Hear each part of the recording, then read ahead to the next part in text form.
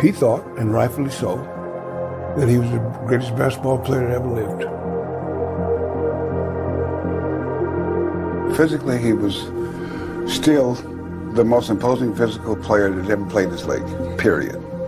There's no one that's come close to him in terms of just physical prowess. And as athletic as any man who ever walked the earth. You try guarding that on a basketball court sometime. This was more than just some big guy who dunked the basketball and ran up and down the court. This was a true athlete. And his physical prowess was unbelievable. He's going to the basket. Deep, there's Wilt to block the shot. Boy, Wilt blocked that nicely. Wilt playing another tremendous game. Wrap around pass. The Globetrotters are here and jumping in. Great play for the big man. Welcome to Wilt James Kingdom. Welcome. I am Ajani the Exposer, and y'all have now been exposed by the Exposer. I appreciate it.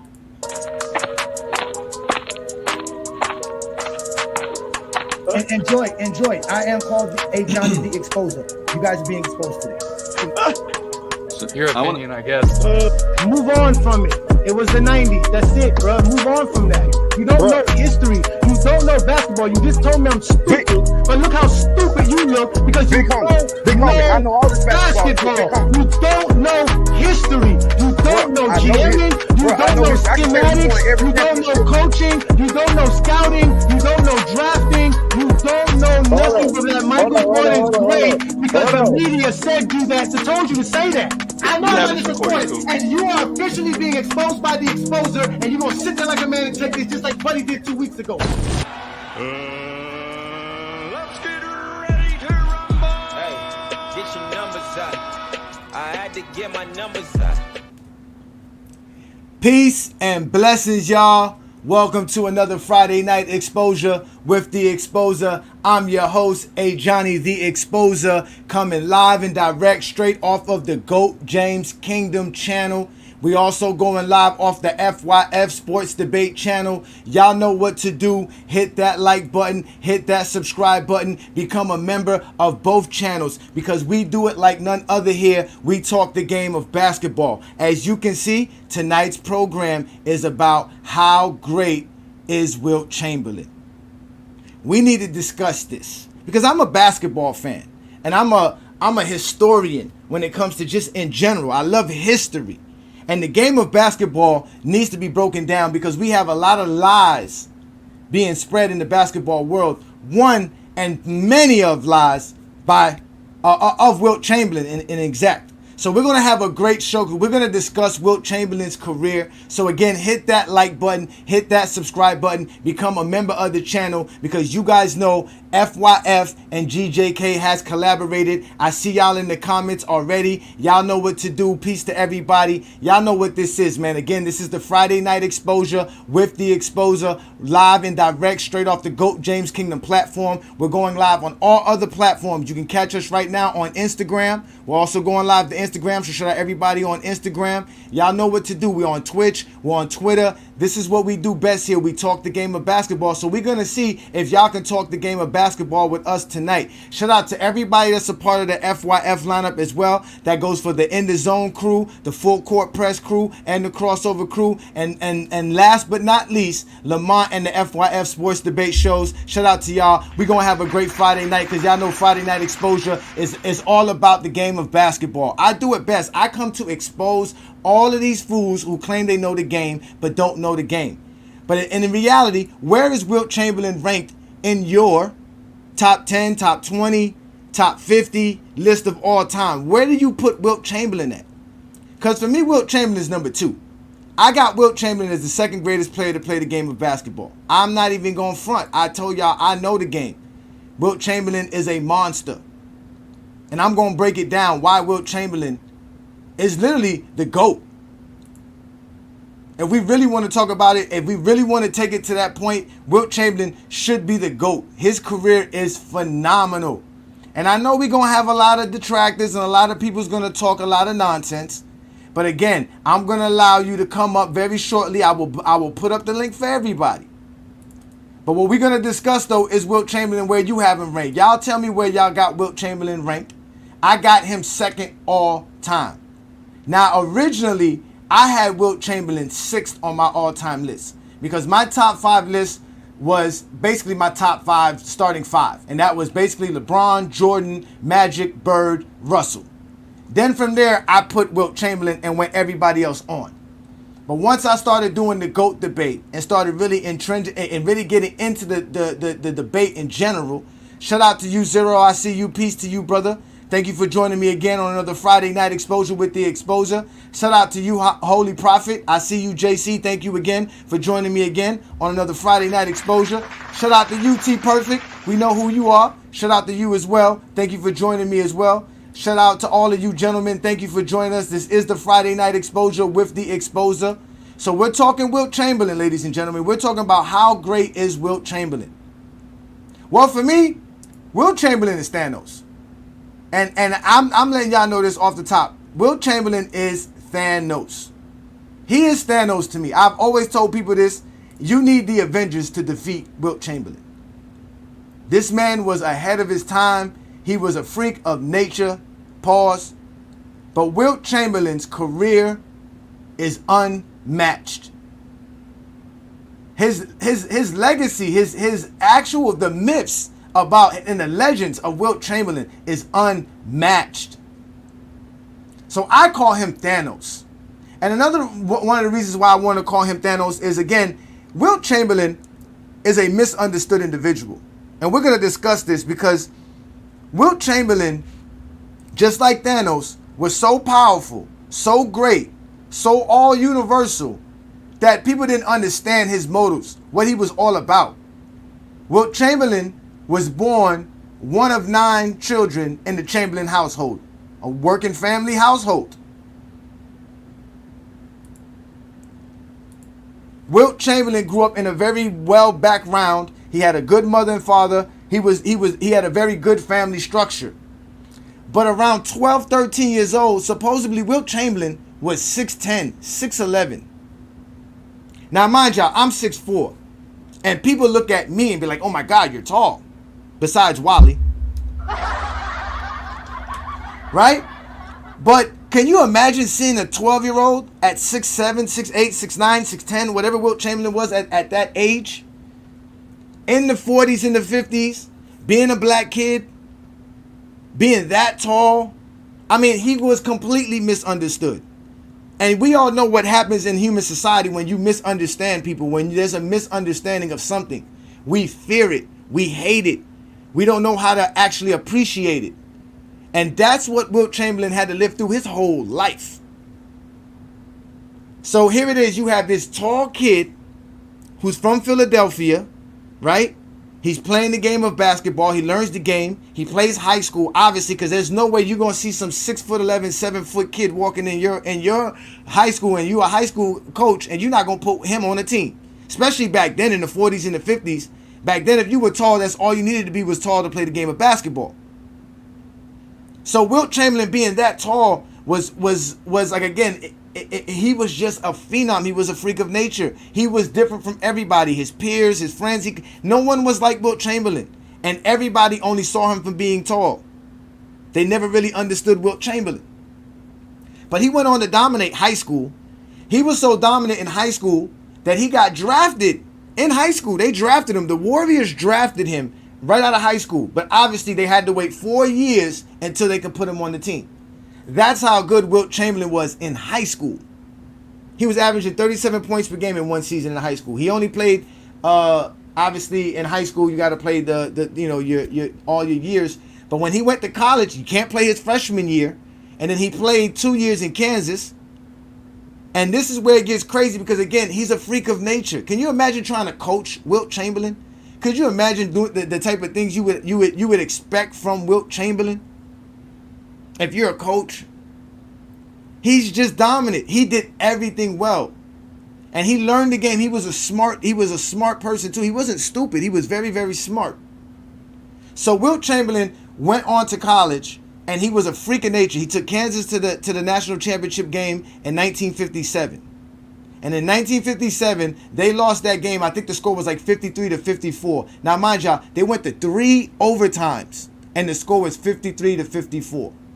You got to ask, well, what kind of scoring is that? Yeah, that was horrible scoring because they were able to double team, triple team Wilt Chamberlain without him having the ball, because that's what they did all game. And what he called was freeze the ball. They would legitimately hold the ball. Teams weren't even looking to take a shot versus Wilt Chamberlain. They would rather hold the ball and wait till the last second to shoot the ball and play the whole game that way and hope to beat Wilt Chamberlain and take the whole team to cover him. They were leaving Wilt Chamberlain's teammates wide open in this game, and they were all breaking those shots. And they lost by 1 point. From there, Wilt Chamberlain was always known as a loser. And that's where we're going to come up with this idea that Wilt Chamberlain's a loser. But again, it takes the Avengers to defeat him. It took a whole team. North Carolina was the #1 ranked team at that time. But Wilt Chamberlain was completely misunderstood. And he would always be known as the guy that would never get his team above the hump. But because of the way they played him in college, he said, fuck my senior year. I'm going to go play for the Harlem Globetrotters. And that's where I believe Wilt Chamberlain learned all his skills to play the game of basketball. He was a phenomenal player. But he was misunderstood. He used to run summer leagues against the pros. And he used to play against people like Mike and them. And he used to give them the business at 16, 17, 15 years old. So Wilt Chamberlain was a beast. They couldn't wait to see him come into the league. He went to the Harlem Globetrotters. He did all of this stuff. He was a freak of nature. Anybody who saw him who was in the game of basketball said to themselves, "Oh my God, this is it." He was a specimen. And this is the thing about being tall, because most people that are as tall as Wilt Chamberlain, they usually have some kind of disability or some kind of deformity of some sort. And in general, it's a deformity to be that tall. Let's just keep it real. In the United States, less than 15% of men are above 6 feet tall, and it's less worldwide. So can you imagine what it's like to be 7 foot tall? How many people in the world are actually 7 feet tall? And I believe Wilt Chamberlain was 7'4", 7'5". He was listed at supposedly 7'1". But he was a misunderstood human being. He was completely misunderstood. And let me let you hear some of the comments about Wilt Chamberlain around his time by his peers, so you guys can understand how misunderstood it was to be Wilt Chamberlain. Chamberlain was concerned about Chamberlain. He was in love with his stats. I think showing his peers that he could score 50 a game, that he could get 24 rebounds, that he could get 8 assists. I think that was enough for Wilt to say, look, they're the numbers. He was so great that no matter what he did, people never accepted it as being enough. If you look at his records and the records that he set, I always thought it was like watching him in slow motion. I thought he could have even done more. If you win, everybody says, well, look at him, he's that big. If you lose, it's, how could he lose a guy that size? I think it's confused him. He would have been better in an individual sport. He'd have been much better just competing for himself. So you hear the words of his peers and people who watched him play at the time about how Wilt Chamberlain was. They said he was a guy who worried about his stats, as we hear Red Auerbach talk about. Now, mind you, Red Auerbach also got a chance to coach him when he was in high school as well, or ran across him several times before he made the NBA, right? But as you can see, he was great, and people had so many of their own vision of what Wilt Chamberlain was supposed to be. They never really cared about who Wilt Chamberlain was. And that was something Wilt Chamberlain noticed as a young man. He understood that. He understood that people saw him as a phenom, but he wanted to be known more than just a phenom. Even when he was in college and he was doing the stuff like the high jump and all this track and field things, that was stuff he was just doing just to show people I'm not just a basketball player. And he was great at that. And he was a freak of nature, man. Wilt Chamberlain was way ahead of his time. So by the time he entered the league, it was like, yo, what are you going to do? What it's all about? But y'all got to understand, it's always about Wilt Chamberlain's numbers. His numbers is crazy. When we talk about Wilt Chamberlain's numbers, the stats, that's what everybody wants to talk about, the stats. Wilt Chamberlain's numbers are ridiculous. Let's start off with the fact that Wilt Chamberlain averages 30.1 points per game. That's tied first with Michael Jordan. He averages the most rebounds per game in NBA history. He was the number 1 in assists per game for centers until Joker come around. He shot 54% from the field. You guys don't understand how good it is to shoot 54% in the 60s. When the league average was in the 40s. I mean, like in the 40s, like low 40s. The league didn't get an average of 40% till like 1961 or 1962. And then this is where you get it. In the postseason, everything changes. He averages 22.5 points per game, 24 rebounds. He still averages his 4 assists, and his field goal percentage go down. People always say, well, he was never that great in the playoffs. But I'm going to break that down. But Wilt Chamberlain retired with 31,000 points, which was a record that nobody thought anyone could beat till Kareem did it, which was about 10 years later to after Wilt Chamberlain retired. He's still number 1 in rebounds all time. He has over 4,500 assists, and he's played over 1,000 games in his NBA career. You can see what he did in the playoffs. And here in GOAT James Kingdom, like I tell you, we do go by stats, accolades, and achievements. To tell you why I got Wilt Chamberlain number 2. Because if we go to his accolades and achievements, right? He has 13 All-Stars in 14 years, 10 All-NBAs. He has 2 All-Defensive selections, which were only the last 5 years of his career were they available.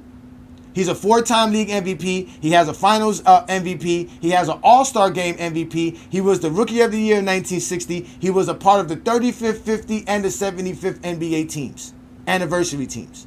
And if we go to his achievements, we already know he has 7 scoring titles, 11 rebounding titles, 1 assist title. He led the league in field goal percentage 9 times in his NBA career. We know about his 50-point per game season. His over 27 rebounds per game season. The man averaged over 48 minutes per game in an NBA season. We know about the 100-point game, the 55 rebound game. He has the most 50-point games, 60-point games, 70-point games in NBA history. He has the most 20 rebound games, the most 30 rebound games, the most 40 rebound games. He was a part of a franchise and a team that won 33 straight NBA games, ladies and gentlemen, which still stands till this day. Not to mention, he won 3 MVPs in a row, which we all know only Bill Russell and Wilt Chamberlain, and Larry Bird and Wilt Chamberlain are the only people to do this in NBA history. So these are the things that and there's way much more. This is just the stuff that I just wanted to bring up. There's way much more about Wilt Chamberlain's career. The man led the league in games played, minutes played. He led the league in every statistical category besides free throw shooting, which everybody knows was his kryptonite. He was basically one of the worst free throw shooters in NBA history. But again, they changed rules because of Wilt Chamberlain. They changed the free throw rules for Wilt Chamberlain. You could not pass the free throw line because of Wilt Chamberlain on a free throw anymore. Because supposedly Wilt Chamberlain could dunk the ball taking 2 steps from the free throw line during a free throw. Those are all supposedly the legends that we always talk about with the 1900s, because a lot of this stuff there's no film for this stuff. But either way, he was known for taking 2 steps and making a layup from the free throw line. So Tex Winters, who was a part of the competition committee, banned players and got them to basically ban players from being able to move in front of the free throw line while taking the free throw. So you had to stay behind the line because of Wilt Chamberlain. We know they changed the size of the paint because of Wilt Chamberlain.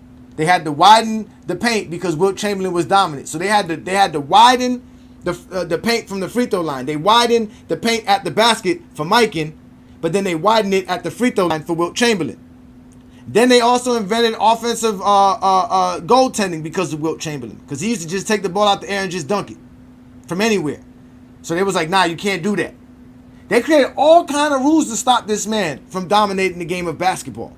He was supremely dominant. In fact, let's let Wilt Chamberlain explain how dominant he was, right? Because that 100-point game is always something everybody talks about. Let's let Wilt Chamberlain talk about that 100-point game. Talk about another number, all right? Let's talk about the number 100 points in one game, which I believe was versus the Knicks, 1962. That's right. Yeah. Is that right? That's a long, long time ago. Right. Was there a point? 100 points in one game. Was there a point where just the other team left and made sandwiches on the bench? I mean, well, I really wish it was. Actually, they were really very embarrassed about the whole thing. And so they were mad at me. you know, and I was just out there trying to have fun. Did you start to, like, at 85 points, did you start to feel bad a little bit? Yeah, absolutely. Like, and the people I'll just try and miss this one, 100 points. And I did that. I know. I did that. Then my mother scolded me when I got home. You should be ashamed of yourself. You know, it was not an easy night. No. Yeah, because I had a lot of friends on the Knicks. 100 points, ladies and gentlemen. 100 points in one game. I know a lot of people, not a lot of people, but there are some, you know, skeptics out there that'll say he didn't have that game, it didn't exist, blase, blah, blah, blah. Either way, he had a 100-point game. And to also talk about that, when he was talking about the Knicks were his friends, he actually rode home with the Knicks that will, obviously not with the team, but with some of the teammates. They had to drive back to New York, and Wilt Chamberlain caught a ride with them. And his story is that while he was dozed off in the passenger seat, they were talking about how he was scoring 100 points on them, how they couldn't believe it because they were trying everything to keep him from scoring 100 points. And they didn't want him to break the record. They kept calling him all kind of names in the middle of the ride. And it's like a 2-3 hour ride from Pennsylvania to New York. So he overheard them as he was dozing in and out of sleep during the ride. And as he left, he told them, you know what? I'm still I'm still your best friend. I'm still good with you guys, even though I'm an SOB. Y'all have a good night. You know what I'm saying? So Wilt Chamberlain was a freak of nature. He was doing things like that. That was the 1962 season. And with all of this that I'm mentioning, I'm not even mentioning the defensive stats. Because if we really bring up the defensive stats, it's not even close when we talk about Wilt Chamberlain. For the 112 games that we have of Wilt Chamberlain that was available for people to actually watch, they documented that Wilt Chamberlain averaged 8.8 blocks per game in those 112 games, which were all games later in his career. None of the stuff that he did. So if we're talking about blocks and steals, forget about it. Wilt Chamberlain, put it like this, for me, there's only one player that's a better defender than Wilt Chamberlain all time, and that's Bill Russell. And there's nobody who's a better rim protector than Wilt Chamberlain in NBA history. He's the greatest rim protector paint guy in NBA history. Bill Russell does a lot more than just protect the paint. But what Wilt Chamberlain does is not even close. He would easily have maybe 8,000 blocks for his NBA career. That's not even like, I mean, that's like almost, that's double the size of what Akeem Olajuwon has. Like his defensive prowess alone shows you how great of a player he was. I mean, y'all think I'm joking? Like I told y'all, this is the Friday Night Exposure with the Exposer. Hit that like button, hit that subscribe button. Y'all know what we do best. Let's show y'all how great Wilt Chamberlain was defensively. Great shot by Chamberlain. Jones, 3-on-2. Russell, blocked by Chamberlain. A great block by Chamberlain. Two great plays by Wilt Chamberlain. Now let's watch his defense. He's going to challenge Wilt. He does. Wilt fly swats it right down his throat. Jumps it up over Wilt. Wilt blocks it. That's 4 block shots for Chamberlain. Chamberlain blocked it. Great play by Chamberlain. Chamberlain gets the ball. Nice play. Trying to get it up over Chamberlain. He drives it down his throat. The Heights, and he's deep. Blocked by Chamberlain. He switches to Krebs. Blocks the shot. Sam Jones. Good block by Chamberlain. It's a 3-inch height advantage. Chamberlain got just enough of it.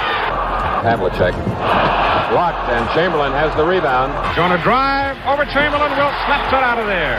Good block by Chamberlain. Penetrates, gives to Jackson. Chamberlain blocks it. Put it up again. Chamberlain slaps it out. That's 7 times Wilt's blocked shots tonight. And then on Wilt, puts it up. Wilt knocks it down. Whew. Man, and they were actually saying that, like, he blocked shots, but they wasn't even recording it. They wasn't even recording how many times he was just sending people stuff. You couldn't come in the paint. So when we talk about Wilt Chamberlain, this is the mythos of everything that we say with Wilt Chamberlain. He was dominant in every facet of the game. And I know a lot of y'all say, oh, he was just tall. He was just bigger than everybody. He didn't have to do that. He just kept dunking in. That's all he was. Y'all don't know the game of basketball if you think that's what Wilt Chamberlain's game was. He was ahead of his time. He changed the game of basketball forever. It was no more sloppy big men. He showed y'all what a big man is supposed to look like. He was doing stuff like this. Wilt Chamberlain. Oh, how about that? Wilt still tries it. And in she goes. Chamberlain turns and shoots outside. Good. There's somebody going through the middle. Nobody goes. Wilt takes it in himself. Puts it in there. Wilt did not go in and bump and dislodge people. That was not his game. And if you remember, the main point is 60% or more of Wilt's shots came on fadeaways. Chamberlain is the greatest scoring machine the game has ever known, and he can score on you in dozens of ways. Here's one you can't stop, the fall-away jumper. And he hits this repeatedly, despite good defense. That fall-away jumper just cannot be stopped. Beautiful. When this giant walks out on the floor, the 76ers automatically have a great number of points. Unbelievable shot, Keith. If he gets that close to the basket, I don't see how anyone can stop him. I think with his... Listen, y'all. The man invented the fadeaway. I hear a lot of talk about how somebody has to have a decent fadeaway or mid-range game. Wilt Chamberlain was doing that ahead of his time. Remember, the big men were not supposed to be out there shooting balls like that. Why are you out there shooting 15-footers, 18-footers, fadeaways at that, bank shots? Remember, he's a freak of nature. There was no coach was going to accept this. This is what he could do on a night-in, night-to-night basis. Not to mention, when he gets the rebound, he can run up the floor. He can do everything. He can do everything on the basketball court. Legitimately, he can do everything. He would have steals titles, block titles. He has an assist title. We already know this. There's only one thing Wilt Chamberlain was known for not being able to do, and that is shoot free throws. He was ahead of his time. But the thing about him, like I said, he is a misunderstood individual. Wilt Chamberlain is a misunderstood individual. When we talk about Wilt Chamberlain, let's do this, all right? Let's do this. I always like to tell people there are two Wilt Chamberlains. There is the Wilt Chamberlain from 1960 to 1966. This is the Wilt Chamberlain, the myth that everybody knows. This is the Thanos Wilt Chamberlain. He averaged damn near 40 points per game, about 25 rebounds on 3.5 assists, shooting 52% from the field. But mind y'all, he was taking 31 attempts per game. Now, they used to play at 120 plus possession pace back then in the NBA. So it was a lot of up and down basketball, 31 attempts. And again, he was playing 48 minutes. His career numbers is 46 minutes per game. Wilt Chamberlain just missed about just over 2 minutes per game for his career. But during that same span, he went in the playoffs. And within that, in those same years, between 1960 and 1966, he averaged about 33 points per game on 26 rebounds, on 3 assists per game, shooting 50.5% from the field. But again, you can see his field goal attempts went down, which happens in the playoffs, right? The pace can slow down in the playoffs, things can change, but you can see he was still dominant. This is what I call the Wilt Chamberlain that we all know. This is the Wilt Chamberlain that's the myth, the legends. All the stories we heard of Wilt Chamberlain comes from this. The 1962 season, the 50-point season, points per game season, the 100-point games. All of this is within this span. This is all we know about Wilt Chamberlain, his dominance, everything that y'all just saw. But then there's this Wilt Chamberlain. There's the second Wilt Chamberlain. The guy that completely changed his game to help his team because he was told all of that dominance you're doing didn't amount to nothing because he didn't win an NBA championship. In fact, between 1960 and 1966, he only won 2 MVPs, which wasn't even the most within that span. But when you get to 1967 and on, you get a whole different Wilt Chamberlain. Basically, after 1966, Wilt Chamberlain's coach asked him to stop scoring and said, please, we don't need you to score. Can you do everything else? He said, fine, coach, I got you. For the next 2 seasons between 1967 and 1968, Wilt Chamberlain averaged 24 points, 24 rebounds on 63.5% shooting from the field. As you can see, Wilt Chamberlain points per game did drop. But as you notice, it's because he's just stopped shooting the ball. He started doing everything else on the basketball court, which he was already doing before. He was already blocking shots. He was already stealing things. The difference was now he was allowing his teammates to be more involved in the game. And he had opportunities to do that because, again, the way Wilt Chamberlain's career was crazy. But again, these are two separate Wilt Chamberlains. Either or should be in your top 10. That's just dominance. You can't tell me somebody averaging 20 and 21, shooting 62% from the field in an era where most people were shooting under 40%. We even had Gilbert Arenas making fun of Bill Russell, who shot about, 44% for his career? Because that would be horrible. But back then, that was great. So imagine shooting 62% in that era. That's how great Wilt Chamberlain was. But that's why he's misunderstood. He was that dominant of a player. He was ahead of his time. All the things that we hear about players and all the legends, the myth, everything. Did Wilt Chamberlain have a weakness? His only weakness was free throws. And if you let him tell you, he can make free throws.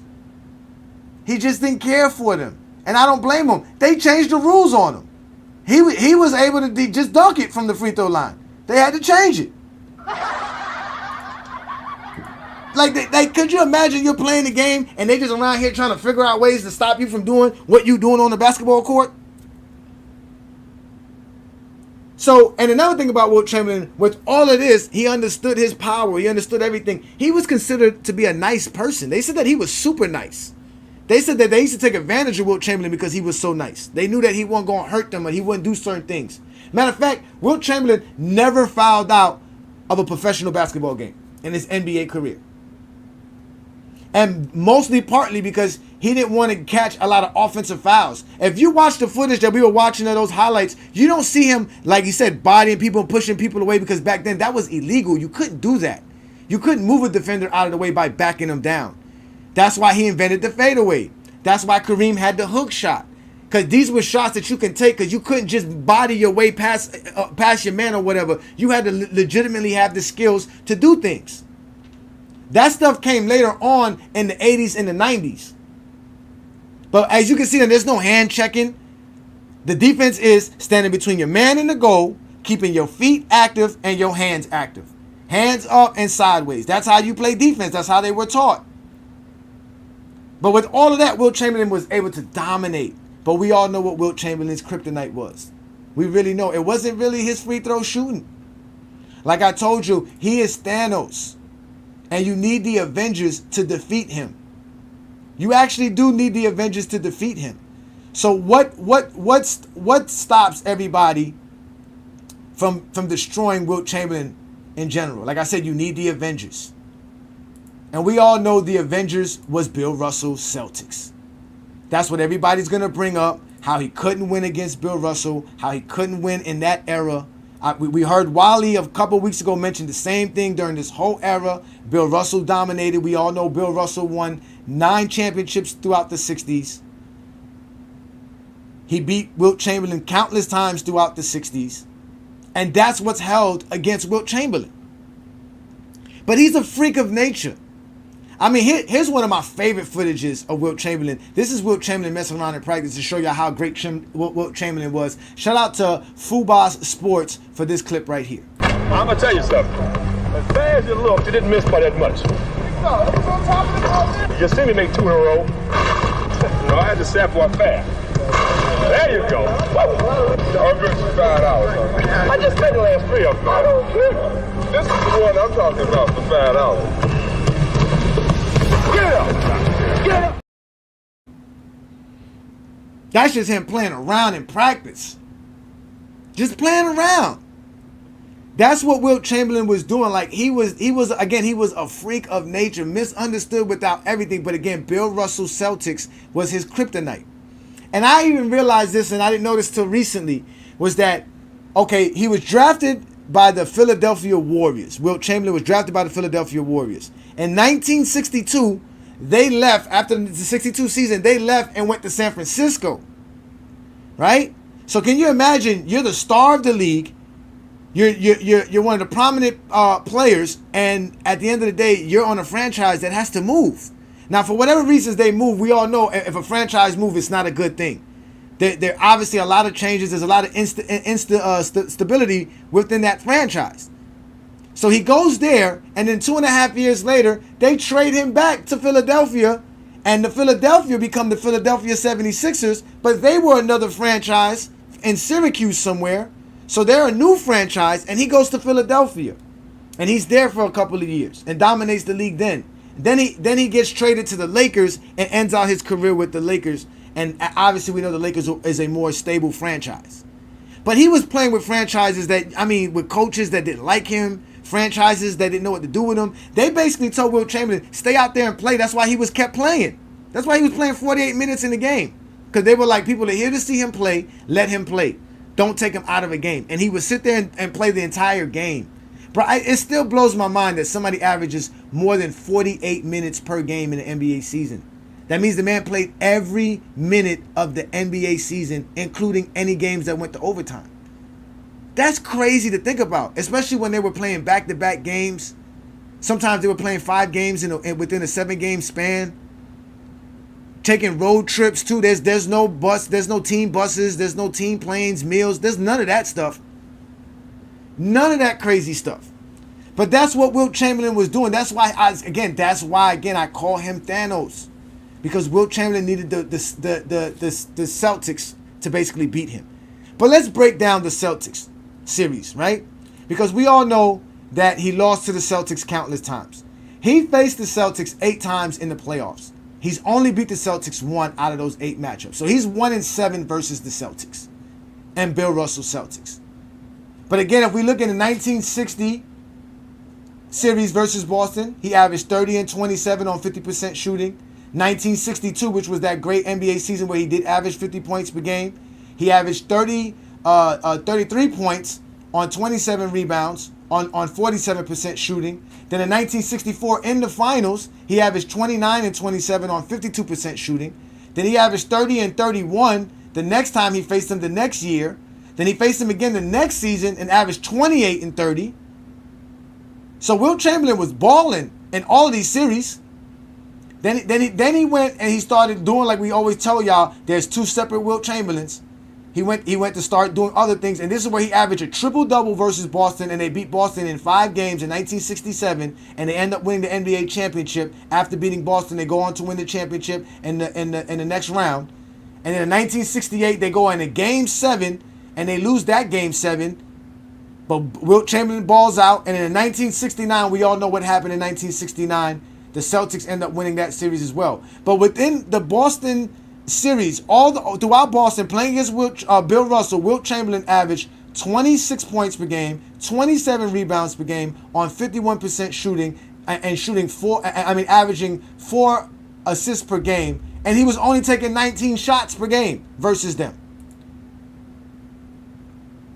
So all this idea that he crumbled or that he didn't play the game well versus them, obviously he was a baller versus this team.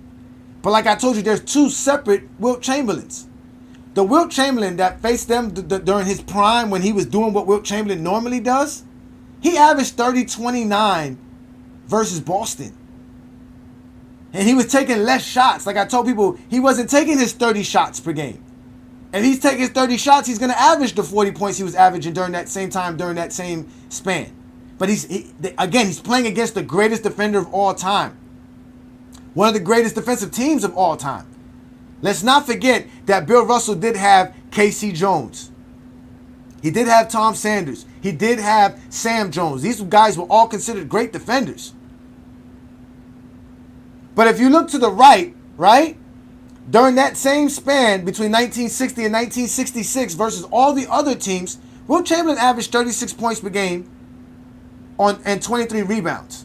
But he was taking 29 shots per game versus those teams. So you can see the difference between when he plays Boston and when he's playing somebody else.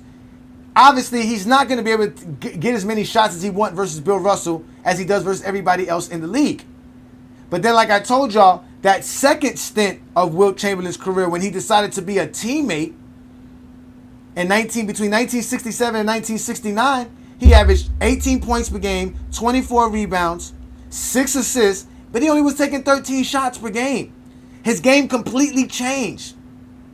And versus other people during that same span, he was averaging 20 points per game, 25 rebounds on 5.5 assists, taking 14 shots per game. So Wilt Chamberlain wasn't never choking like they like to say he choked.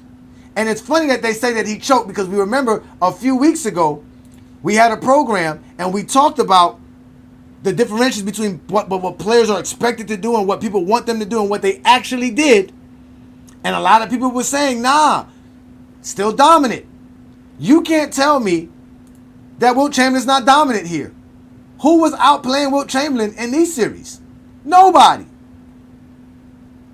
But he was facing Bill Russell and the Celtics. They were just a great team. And that's what it took to beat Wilt Chamberlain. That's what it took to beat him in college. That's what it took to beat him in his professional career. But when Wilt Chamberlain retired, not only did he have the all-time scoring record, he had the all-time rebounding record, right? He also had the teams with the two best records in NBA history, which was the 1972 Lakers and the 1967 Sixers, which won 69 and 68 games respectively. He was the only person to beat Bill Russell while Bill Russell was completely healthy. And in fact, when he retired, only him, the Knicks, the Celtics, and the Mike and Lakers can say they were multiple champions. So Wilt Chamberlain's career is completely solidified. As of 1974, from there on out, he was a complete myth, a legend. There was nobody touching him. Now, Kareem eventually came along and surpassed him in a lot of categories. But Wilt Chamberlain was dominant beyond dominant. He was what I can say, like I said, he was Thanos, man. He was just Thanos. But he got popular later on during the 90s because obviously the NBA became a very popular league.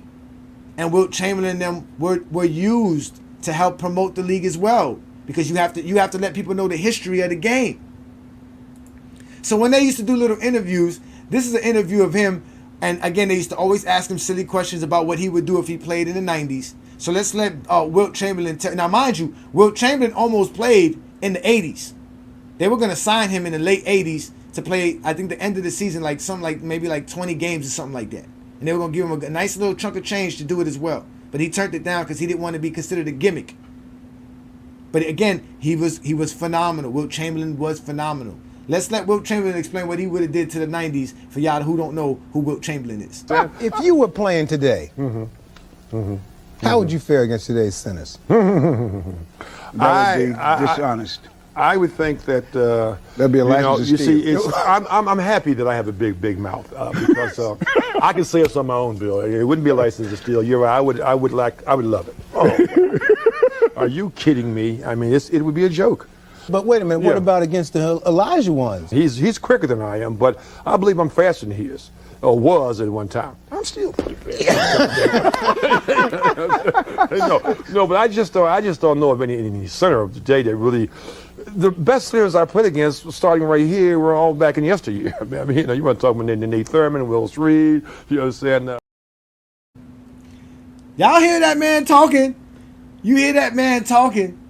Again, he can say these things, man. Wilt Chamberlain has done things that nobody will ever do in the game of basketball. He will be in the record books forever. Just like we all remember Thanos snapping his fingers and half of the universe disappeared, just that simple. That we all gonna remember that day when we watched that movie. We all sat there, we all watched the Endgame. It's one of the most grossing movies of all time. So don't tell me you ain't watch it. That's what he was. And if y'all thought that he was the only one talking about the 90s like that, let's let Bill Russell get his chance because they're going to ask Bill Russell as well, too. What would he do against these guys in the 90s? Bill, I really am interested. How would you play Shaquille O'Neal, a player like Shaquille O'Neal?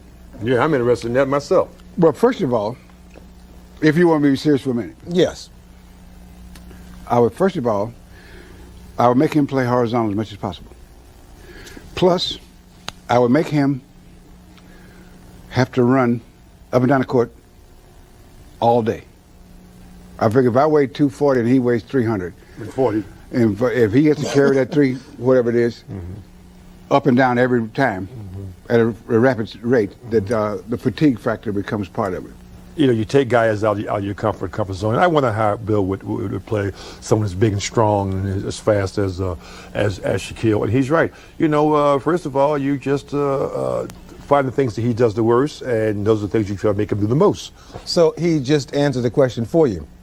Yeah, I said I did it in a much shorter, more succinct manner. Yeah, he's far more articulate. So, again, the NBA has always been a big man's league. It's always been a big man league. We all know how that changed and why today's NBA is different than what it was. But at the end of the day, you can see that these are legends that we're talking about here. Like Wilt Chamberlain, like I said, he changed the game of basketball as well. He actually allowed the small ball to exist as well, because by them widening the paint, because of Wilt Chamberlain, it allowed guards to be more effective because it was harder to get your shot in the paint. Because the 3-second rule for offenses always existed in the NBA. So the big man didn't get the ball as close to the rim as before. So getting that perimeter shot, like I told y'all back then, which was the mid-range, having that shot was very important, which basically gave the guards an actual task in the game of basketball besides just dribbling and passing the ball in the perimeter. So Wilt Chamberlain changed the game. Guys like Sam Jones and Gail Goodrich, all these guys that we saw hitting these outside jumpers during those times should all give their credit to Wilt Chamberlain. I mean, the guy, again, he's a phenomenon. That's why I got him second all time. And technically, if we really want to count everything that existed in NBA history, if they did count everything that existed, for him, he would have everything. There would be nothing Wilt Chamberlain wouldn't have. And it would be hard to not say he's not the GOAT other than the idea of the pass down. So it would go from Wilt Chamberlain to Kareem to Mike to LeBron. Like, that's the only way you would have to take the throne away from Wilt Chamberlain. But if we were objective and just looking at Wilt Chamberlain's career for what it was with everything and add everything that he would have had, it would have been hard for anybody, including me, to say that anybody's better than Wilt Chamberlain at the game of basketball. Let's let Wilt Chamberlain continue, because I like them talking, man. I love all this old school stuff. Like I said, I'm a historian. Y'all hit that like button, hit that subscribe button. I'm about to put the link up here very shortly, because I know y'all got a lot to say, and I can't wait to hear everybody's takes on this. So again, this is the Friday Night Exposure with the Exposer. Thank you for joining me again. We are live directly off of the GOAT James Kingdom channel. We're also going live off the FYF Sports Debate channel on YouTube. You guys know what we do here best. We talk the game. I'm giving y'all Wilt Chamberlain at his finest. If you don't like Wilt Chamberlain, I don't think you like the game of basketball. Let's let him talk some more. If you were playing today, how many points would you average, you think? In what, today, right now? No, not right now. I mean, because I could get maybe 30 right now, big fella. I'm trying to tell you. At 60. At 30 and 60, you cut that in half. Yes, sir. But at 30, I call him at 60, I could get 30, but at 30, I could probably average 60 or 70. Yeah, and I mean, I'm saying that. I'm saying that politely. I'm not trying to just, I'm not trying to dismantle your belief on how great the athlete of today is. But the game would best suit me. Believe me, would best suit me. Same with you, Bill. Game. My advantage would be, is like, for example, when the Bulls won the championship this year, they were able to nullify the centers. Mm-hmm. But see, my center position, I played defense more than offense. So that would not work on me. That. You understand what I'm talking about? Let me. He talks long on his points. That's why. Man, that boy Wilt Chamberlain said, man, I can average 30 right now at 60. And again, he used to criticize the 90s a lot. They used to tell him this is a different game. This is a very different game. And Bill Russell made very good sense when he was saying about how he dominates the game defensively. So he's not and that was one thing about Bill Russell. Bill Russell always said that the way he played the game, he would never affect it negatively in any way, because he's going to be great defensively. You're never going to have an issue there. And the fact that he doesn't require shots or anything like that, now he can score if you need him to, doesn't hurt your offense. So he can play within any kind of offense. But, man, they were great to have. But Wilt Chamberlain used to criticize the 90s. He used to always say how he would dominate the 90s because he said that they were soft. And that the type of rules that they had would have definitely been great for him. He would have been like, man, I'd dominate. Let's let him talk to Bill Costas, because we know Bill Costas is the man. Let's let Wilt Chamberlain explain how dominant he would have been in the 90s and why the 90s was weak. The 25-year-old Wilt Chamberlain, transplanted into today's NBA, what do you do? Well, you can take Russell with you. It's simple for me. It may be a little different for Russ, but simple for me. I think it'd be as easy for Russ. You see, with the new rules, which are all slant to help the offense. Now, when I get the ball, instead of having 2 and 3 people and Russ all like me at the same time, I'm by myself with one guy. I would love it. I would love it. 50 points, maybe 60 points, maybe 70 points a game. Because I had nobody. Wilt. Wait a minute. Well, you asked me a question, right? 70 a game. Well, you know, the last 10 games, I was talking to Russ about the last 10 games of my 61-62 season, right before I scored 100 points, I averaged about 71 points a game. Yeah, you were on a rampage. Yeah, but I'm saying to you, but it's easier now. I was too fast. I was too strong. One guy is not going to take me down in that particular way. The best basketball athletes I've ever seen played in the 50s and 60s. Yo, that man been taking shots. I mean, taking shots. That man said the best athletes I seen was in the 50s and the 60s, which I highly doubt. I really do highly doubt that. But again, it was a different game when he played compared to the 90s. Like I always told y'all, the difference between 1963 and 1993 is the same as 2023 to 1993.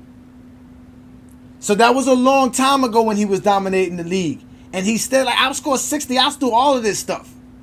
Again, he was that great. Again, we showed you footage of what Wilt Chamberlain could do with the basketball.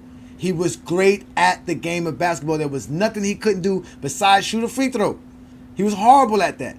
But let's let him criticize the 90s some more, because he started going in about the 90s teams. This is the late 90s when they were promoting the 50 anniversary team. So he was public. You know, he had several books that came out in the 90s. So he was obviously promoting his books as well. But let's let Wilt Chamberlain explain why the 90s teams were horrible as well. But I don't see that basketball is necessarily crumbling when you talk about some of the problems. But before we take the break, in your book, Who's Running the Asylum, you talk about a number of issues. Are there any solutions that you can rattle off? Oh, yeah, but you say, when I say crumbling, you mean to think it's just parity?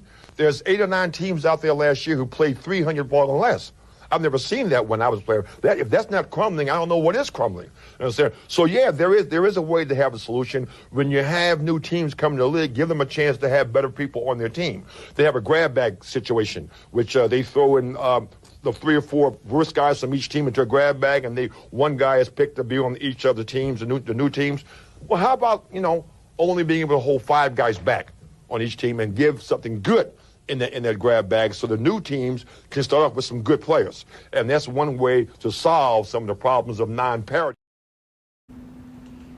So Wilt Chamberlain thought the expansion was bad as well for the league, which is kind of funny because he played in an expansion era as well. But again, the NBA was also different then, right? Because the difference between the expansion of the late 60s and early 70s compared to the 90s was that there was a larger pool of players available to actually join the NBA, right? And the reason the NBA actually had to expand was because there was another professional basketball league called the American Basketball Association, the ABA.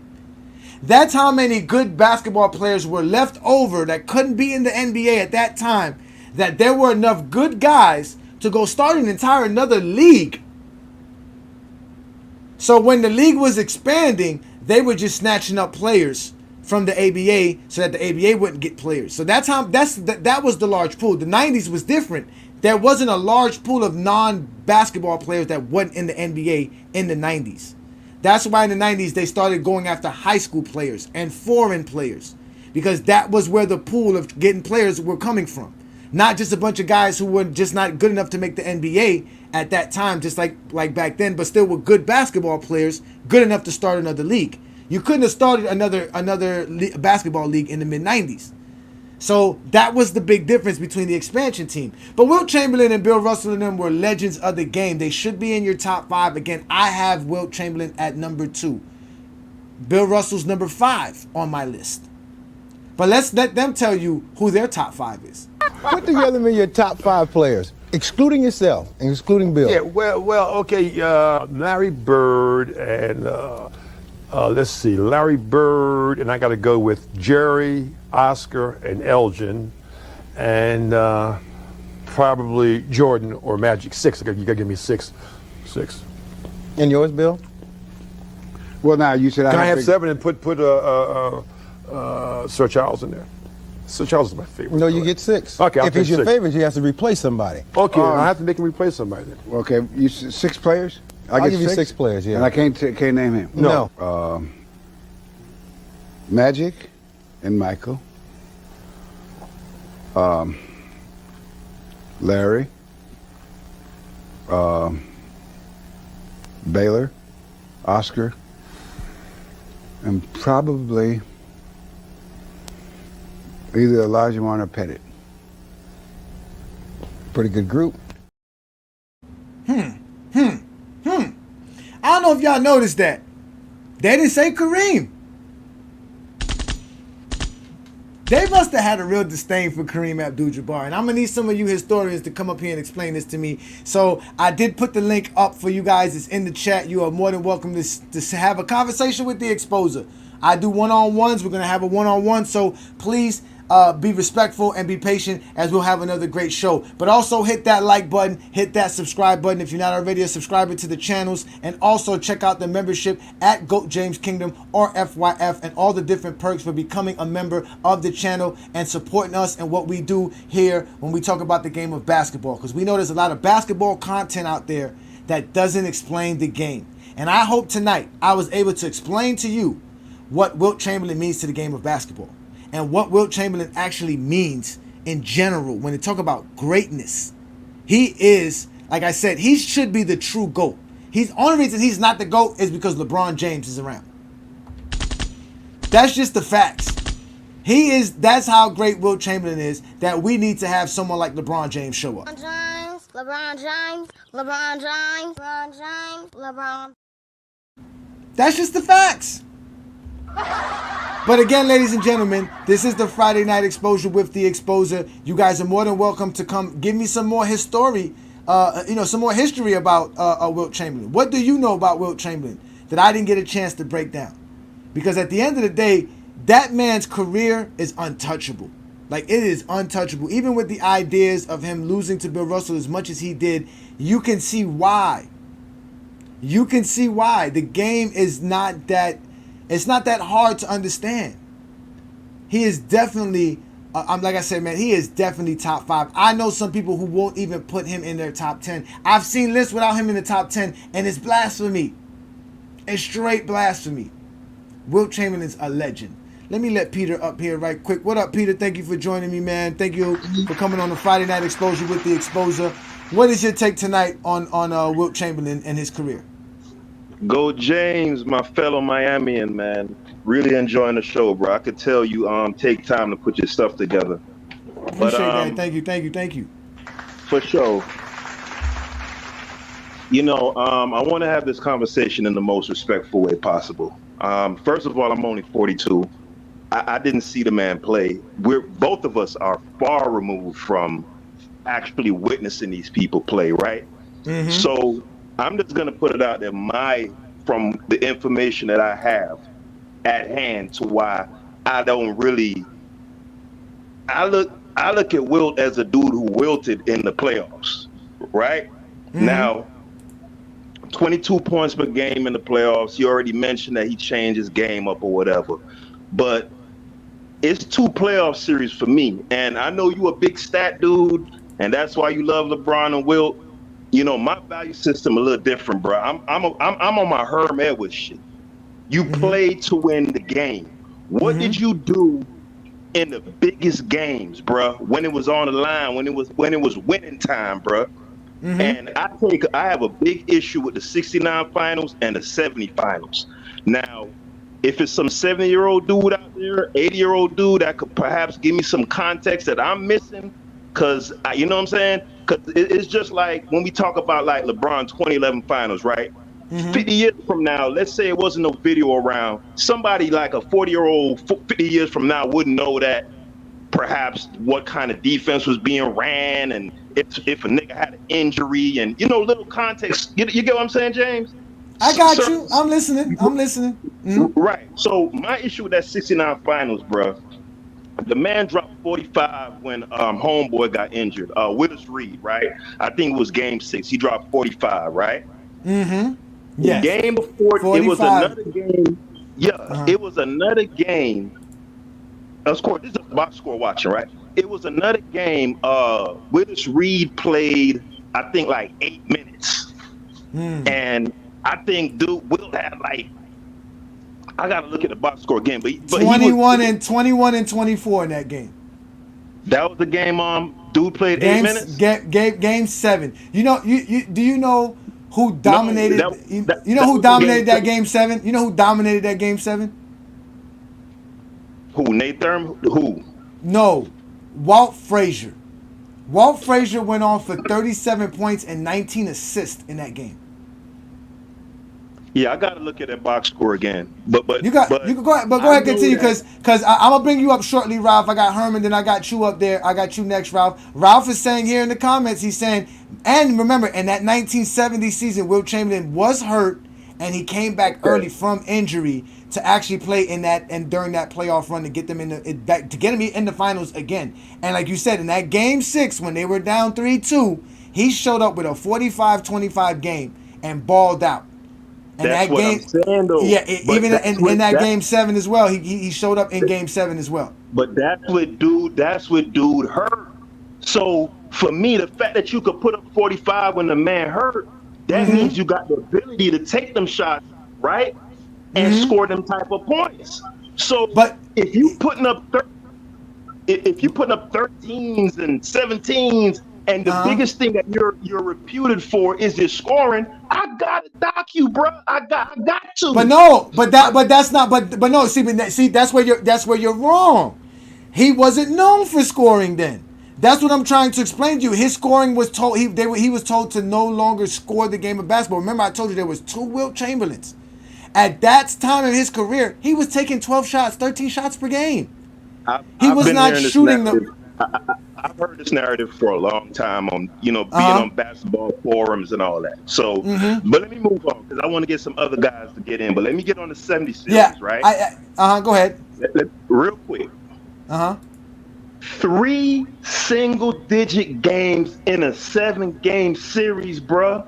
Including one game, you had 8 points and your team lost by 1 point, bruh. Right? What game was that? I think it was game. What game was that? I want to say that's game 5, 4, something like that. I don't know. And this is with him having, according to him, 2 top 5 players in Jerry West and Elgin Baylor balling, and the other Egan dude had a good ass game that game too. I don't know who that is, but bruh, I'm just saying this, bro. I want to be as respectful as I can to the patriarchs and the, you know what I'm saying, the originators to the elder statesmen, the legends of the game. Right. I want to be as respectful as I can, but the discussion is GOAT conversation. So we measuring him against the Jordans and the Kareems. No. You're measuring them to Wilt. Don't ever do that ever in your life. You are measuring them to Wilt Chamberlain. Wilt Norman Chamberlain. That's who you're measuring them to. That's who you're measuring them to. Remember that. I got you, brother. 6 of one, half dozen of the other. But I'm going to wrap it up right now. This is all I'm going to say. If it was anybody else in this top 10 list, Hakeem, George, whoever you want to name, and you have 3 single-digit games in a 7-game series, bro. You still got to point out that series because I didn't see it. The ones I'm looking at right now, I don't know which 7-game series where he was doing that. 1970 finals. He had 2 8-point games and a 4-point game, and they won the game. He scored 4 points. They won. But that's what I'm saying. Look, I'm looking at it right now. In this series right here, Wilt Chamberlain averaged 23 points per game, 24 rebounds per game, shooting 62.5% from the field, my friend. I don't think you know what you're talking about when we're talking about Wilt Chamberlain. Overall averages go, James. I said he had 3. He didn't have those 3 games because in game 4 he had 45 points. In game 6 he had 45 points. Game 4 he had 22 points. No, you're looking at the 69 finals. And game finals. No, I'm looking at 1970. This is versus the Knicks. In game 4 he had 18 points. Okay, let's go to game 3. In Game 3, Wilt Chamberlain had 21 points. Again, whoever's telling you this stuff are liars, and I'm glad you came on Friday Night Exposure to be exposed. Game 2, he had 19 points. I'm looking at Basketball Reference. I'm talking about the No. 68. James, So you're talking about James. 69 or 60? 70, bro. Basketball Yes. Reference. That's the 1970 finals. I'm looking at it right now. Game 1, Wilt Chamberlain had 17 points. Game 2, Wilt Chamberlain had 19 points. I got it mixed up. It's the 68-69 finals when they played Boston. He had them 3 single-digit games. I got that and the Knicks finals crossed up. It's the 69 finals. They went to 7 games with Celtics. He had 3 single-digit games. He out there, bro. And then he's talking about here, average 70. And, man, get out of here, man. I'm out, though. All right, y'all. Y'all know who that is. That's Peter. Let me let Herm up. Shout out to Herm. Appreciate you, Herm, for joining me here on another Friday Night Exposure with the Exposer. Why these dudes doing this about him? This man picked 3 games out of Wilt Chamberlain's career to say Wilt Chamberlain cannot be in the top, 5? Is that the conversation? He capping, man. That is crazy. But we'll go ahead, Herm. Let him know what's going on, brother, while I go look up this information. For sure. But he never scored. He never had a single point game in the NBA Finals, so you don't have to look that up. He never had that bad of performances, so you don't have to look that up. Before Wilt Chamberlain, it's mighty odd. Well, it's not odd. It's actually not surprising that you would do this, because Wilt Chamberlain, I think you did it because Wilt Chamberlain and LeBron James have a whole lot of similarities. They are more alike. They are more alike than what people realize. So, but that being said, they are both physical specimens that really nobody has never seen in the game. Let's think about that. Wilt was a 7'2" guy, a guy that was benching, that power bench pressed the most of in NBA history, according to the stories and legends. We don't know for sure back then, but they were saying he was one of the strongest guys ever to lace him up. Wilt Chamberlain had hella game. He had touch. Wilt Chamberlain was shooting fadeaways and everything back in those times, and his film on that. But they both are physical specimens we never seen in the game. We understand how great they are. Wilt was breaking all types of records like LeBron James is breaking records right now. But end of the day, when it comes to those guys, when it comes to individual accolades and individual stats, Wilt and LeBron's the best of them when it comes to that. So I can understand your comparison. I can understand why you're driving this to the point. But when it comes down to certain moments, they have had moments in their careers that they wilted away, that they folded, that they underperformed, or they got outperformed. Wilt Chamberlain, unfortunately, in his career, was outperformed a lot by somebody at his position, Bill Russell. Bill Russell is not the best scorer in the world, but for some reason, when they faced off in a lot of finals, Bill Russell was getting 20-20s, but getting 20 points or 20 rebounds in the game 7s. Bill Russell was outplaying them in some of those moments, into where Wilt Chamberlain didn't come through for his team. Wilt Chamberlain did form a super team with the Los Angeles Lakers, like LeBron formed in Miami when he joined up with Jerry West and Elgin Baylor. They did have that, and guess what? The Los Angeles Lakers, they ultimately won one, but initially they was getting their butts whooped left and right till they finally got that one in '71. They finally won one.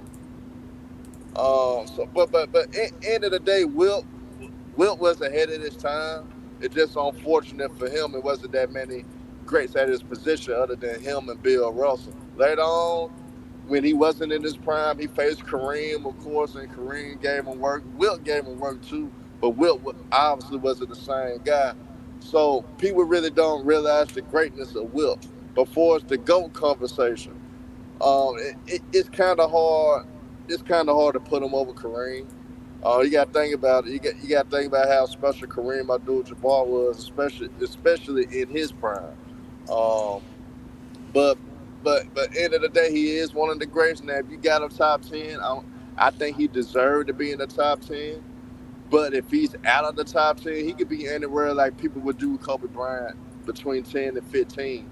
But I do understand your comparison because Wilt Chamberlain and LeBron James are more similar than what people are, than what people realize. Before it's the GOAT conversation, hell no, he's not the GOAT, man. You can't put him. If that's the case, you got to put Jerry West in the fold, man.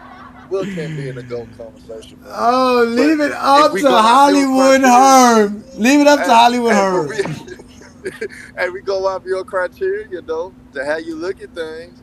Yes, he's in the GOAT conversation because he will push your LeBron James propaganda that you push. So I understand. Oh my God! I got to mute you because you got a little background noise. I'm gonna let y'all up shortly here. Give me a second, Young African. Give me a second, Ralph. And I got a GOAT James Kingdom member. I'm gonna bring him up next. Shout out to you, Anthony. Herm, why did you make this about LeBron James? In fact, Wilt Chamberlain's career is actually a mirror of Jordan's career, where he was dominant for the first 7 years and was a complete statistician. Everything was about the stats.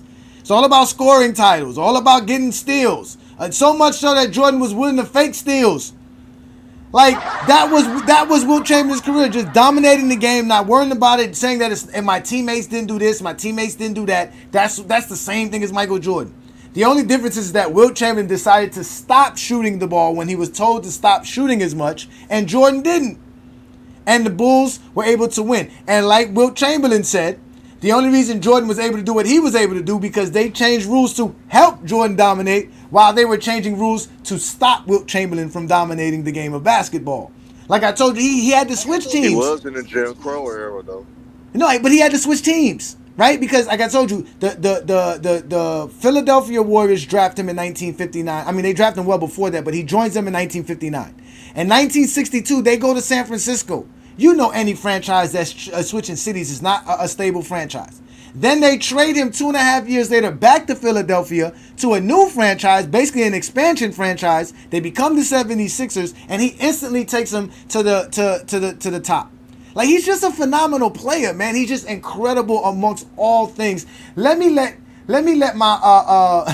my GOAT James Kingdom member up. You got any last words, Herm? Go ahead and put your show up too. Plug your show, please, brother. Let them know about your show. Man, y'all tune in to Full Court Press because I'm gonna cook Young Africa like I did last week before he got us striked.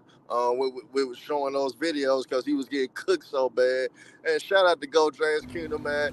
Great content, man. He always comes with it, man. Hey, Johnny always comes with it. Interesting conversation. And the month, don't sit up there and try to kill Bill Russell. It's not all about the stats all the time, Lamont. It's about the intangibles. And in the instance of Wilt and Bill Russell, it was all about the intangibles, man. Wilt was sometimes too cocky for his own damn good. That's why he was getting his ass kicked a lot. He had to be cocky. He was 6'11" at 12. And remember, he was the fastest to 20,000, and he's the only one who has 20,000 body counts. That's a fact right there. That's a fact right there for Wilt Chamberlain, man. That man was crazy, man. Shout out to you, Herm, though. Let me let some other folks in, man. I appreciate you, Herm. Man, appreciate you, bro. Appreciate you, man. You guys are all being great, man. This is great. Let me get you up here, Anthony. Thank you for joining me, Anthony. You are a GOAT James Kingdom member, brother. Thank you for joining me. What you got on today's topic? Because I know you're older than me, so I know you got some history. What you got for me, brother?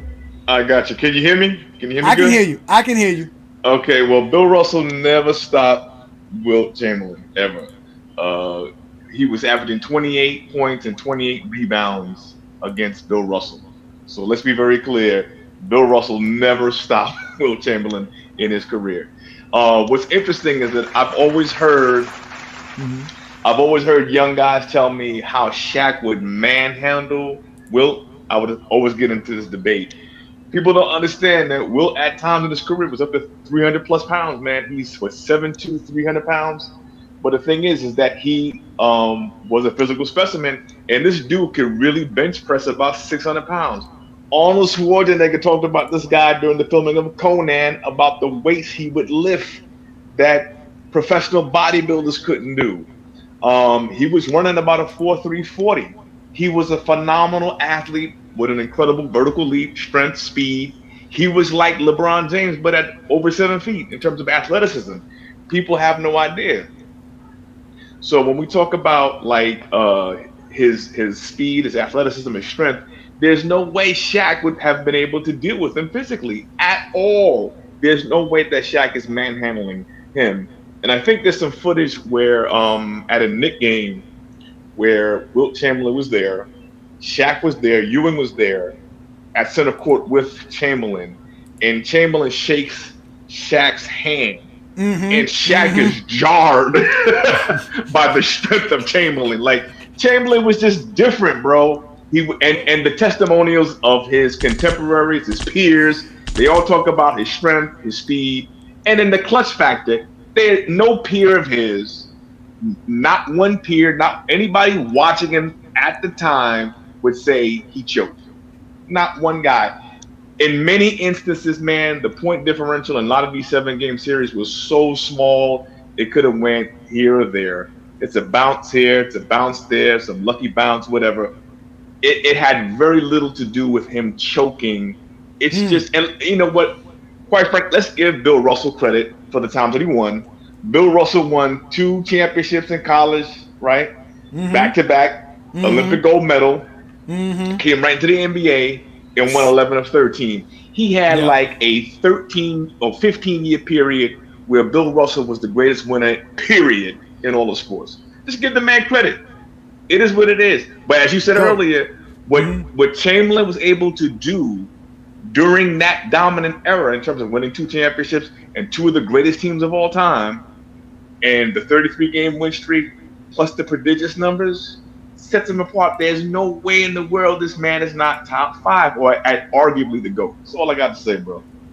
I appreciate that. Thank you so much. That is Anthony Davis. Listen, y'all, he is older than me. I'm not gonna give you his age. He's given his age before. We're gonna leave it at that. He watched the 80s. So that lets you know that he knows basketball. So he knows more than all of y'all who's in the comments talking crap when it comes to Wilt Chamberlain. But let me let Ralph up, because Ralph definitely wants to have this conversation again. I appreciate you, Anthony. We'll be in touch, brother. Make sure you reach out to me for anything you need as a member. All right, brother?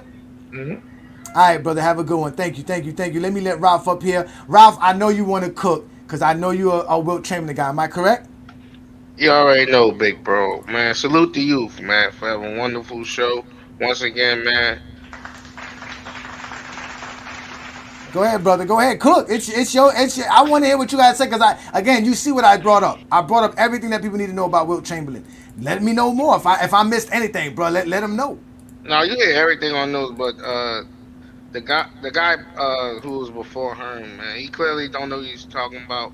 He knew a little bit about what the 8 points and all that, and the 4 points, but he didn't even know the correct series. He was just spitting out stuff to like stick. But anyway, yeah, and now mind you, he's talking about the season where Wilt Chamberlain had that horrible coach that despised Wilt Chamberlain and took Wilt Chamberlain out of the game, or refused to put Wilt Chamberlain back in the game 7 for them to win. But go ahead and cook it, Ralph. Go ahead and yeah, exactly. Go ahead and cook, brother. Yeah, he got injured in game 7, man. Like that was a real physical series, and also like the combined times that Wilt lost to the Celtics, it was a total of 8 points. A total of 8 points all them times he lost to the Celtics, bro. So what are we talking about? He beat up on Wilt and all that. The thing was, with Bill, why the Celtics were so phenomenal, because their goal was, what Bill said, to let Wilt score and all that. So he outthinked Wilt and all that. His teammates were good, Hal Greer and all that, but he only had a couple of teammates. So it was Hal Greer, Wilt, and Bill Cunningham who was doing everything. Like, come on, bro. No, yeah, he did have some teammates though. He did. It's not like say he didn't have a great team, but again, the schemes were different. The coaching didn't understand him. Like I keep saying, people don't understand how he was misunderstood. Having someone like a Wilt Chamberlain on your team you want him to do more than what he does, and then it's easy to blame him. It's easy to say, "Oh, it's your fault." You see what I'm saying? Like that's how it was. Like, you see what I'm saying? Like, he was that misunderstood. But when he did have a good team and he started passing the ball and started playing team games, he won more. Like, they like to bring up his playoffs, right? We were talking about how he does in the playoffs, right? These are his playoff numbers, right, Ralph? But what they failed to realize is those 160 playoff games that we're seeing here in Wilt Chamberlain's career, majority of them were from 1967 and on. So it's like, so you see him at 22 and a half. That's because that's what he was doing at the end of his career. Because the beginning of his career, he wasn't doing that. He was averaging more points than that. Because like I told you, when we look at the two different Wilt Chamberlains, between 1960 and 1966, he was averaging 33 points per game. 26 rebounds. The huge playoff drop. That's crazy. Like his highs are so high that his lows are some of the greatest players' highs. No, but mind you, the same people that are telling us that these are choking numbers were the same people that were telling me, right, that this ain't choking numbers. Right? These were the same people. These were the same people doing the same shit. They were saying the same shit. Who was outplaying MJ? Who was the same people? That's why this is so important to talk about, because the Zesty Jeffries want to discredit Wilt Chamberlain when Michael Jordan and Wilt Chamberlain have similar paths. Right, and Mike never went against an all-time great defender, bro. Never had to go with somebody like Bill Russell. Never. Right, or the Nate Thurmans and guys like that. Willis Reed, Kareem Abdul-Jabbar. Right, he went against Magic and them okay when he was younger, but when it was at prime time, when he entered it and peak, they were holding out the lead. Diseases and Shawn Michaels' back broke. Like, what are we talking about, bro? Again, what we talking about is how great Wilt Chamberlain is. And that's what they can't do. They can't never explain to you why somebody's great. They always got to tell you why somebody has a flaw. Right, his right? flaw was free throws. That was it. Free throws and being a freak of nature. That's it. That's the only flaw he had, was being 7'4". And overthinking sometimes. Nah, he was. Listen, he was nice. They said he was nice. What's it called? Bill Russell said the first time he played him, he scored 50 on him. He said there was another game where where Wilt Chamberlain scored 62 on him, and he was like, "Man, this guy's a problem." And they started going to dinners together. They started hanging out. He started befriending Wilt Chamberlain because he realized Wilt Chamberlain was nice. Man, they said Wilt Chamberlain used to like hold back in a game because he could just like dunk the ball. If you try to block it, he would break your hand. We know for a fact that he broke somebody. He dislocated somebody's shoulder because he was angry. So it's like we again, he was a freak of nature. But I have Young Africa in the back, and I know Young Africa. Let me let Young Afro up, and I'm gonna bring you back. All right, Ralph? Wait, that Michael came from Wilt, so like you said. But thank you, brother. I appreciate it. No problem, man. Thank you so much. Again, y'all hit that like button, hit that subscribe button, become a member of the channel. We got Young Africa, a FYF panelist. He also has his own show. Go ahead and plug in your show, brother, and come with it, because I know you ready to bring it. Go ahead, brother. I'm listening. I'm listening. Full court press, man. Look, we're going to be here tomorrow. But look, what I'm about to show you is what we get down and do anyways, man. Look, first off, disappointed, man. Go James Kingdom. A man that calls himself the exposer out here talking to dudes claiming that Michael Jordan didn't face Hall of Fame defense. A joke, man. A joke. This man is talking about Hakeem Olajuwon, one of the greatest defenders of all time, all up in Jordan's era. Hey, I don't even need to say that. Let me cook on what I was going to do. You agree with Ralph? No pushback. I'm disappointed in you, man. You know better. You should know better, man. So I'm disappointed in you. And Hakeem ain't Bill Russell. Hey, Hakeem better than Bill Russell, bro. Don't even talk to me about that. So let me say this. Vernon Maxwell was sticking Jordan. Yeah. Okay, but let me say this. To the point that you talking about, right? Great stream. You know how to present an argument. You know how to line that shit up and everything. Hey, real smooth with it. No lie, real smooth with it. But when it comes to exposing, you expose yourself, my brother. This is what's amazing. Look, this is the man in Go James Kingdom that comes here every week, and everything he talks about is about how Jordan ain't the GOAT, right? And now Wilt Chamberlain is above Jordan. But let me say this, as a brother, and all that zesty Jeffrey talk that you be saying, that shit don't work with me, because I ain't got him as the GOAT. We know LeBron James is the GOAT. But let me say I know you're not a zesty Jeffrey. That I know. Which means your frontline defense, your go-to defensive stance can't work with me. That's what I'm trying to tell you. So let me tell you this, right? When it comes to Jordan, the consistent argument that you have had about this man's career has been, what competition did he go up against? And you have consistently stated that when it comes to the teams that he went up against, this nigga had the stacked squad against everybody since he gets Scottie Pippen, Horace Grant, Dennis Rodman, Steve Kerr. We know the list, right? Cool coach. All them guys way better than everybody else. So Who the hell did Wilt Chamberlain go up against in the 40s and 50s and 60s? When you would talk about the segregation era of the NBA, when niggas weren't even allowed to play up in that shit, how do you gas up all them fadeaways against these white dudes that can't contest shit? And you talk about these short ass white boys. You get up at 50. Please explain how that is impressive, bro. Please. That is completely impressive. And again, let's explain this. You're right. It was the 50s. Oh my God. I agree with you. 50s America was horrible, especially for a black man, especially for black folk. I agree with you, right? We know the league had a rule where you had a limited, 4 players that had to be black on your team till like 1962 or 63, I believe it was around that time. So before then, you only had like maybe 1 black guy on your team if you had a black guy on your team. I agree with you. That's not the point. The point is that Wilt Chamberlain wasn't what they called the goons back then. Back then, they used to call you a goon because you were just a big man on the floor. You was a Frankenstein. You didn't. You a Negro, man. But go ahead. Yeah, okay. Yeah, right. Negro. Yeah, okay. Right. It was something similar to that. I'm going off of some old history stuff. I've been doing my research, right? So when Wilt Chamberlain entered the league, he changed the idea of how skilled the players should be and can be. He changed everything. They had to change the rules. They had to change how the game was played to fit him. That's how great he was. So that, like, you can't use the competition because at the end of the day, he did have tough competition because the league within itself was making it competitive to keep Wilt Chamberlain from dominant. Then he had to face the greatest franchise that would ever existed as far as the dynasty goes. Boston Celtics at that time, and I believe the Knicks, Detroit Pistons, I believe were the key corner franchises of the NBA. Okay, right? No, hold on. Let me just get to that first point that you said. So, Okay, go ahead. Because they had to limit Wilt Chamberlain and change the rules because he was so dominant, that proves that he had competition. Hey, I don't understand the logic, and that don't work with me. No, Hey, I said that the league created competition for him. Did he have competition as far as what? What do you mean by competition? Was there anybody like him? No. Hey, what do you mean?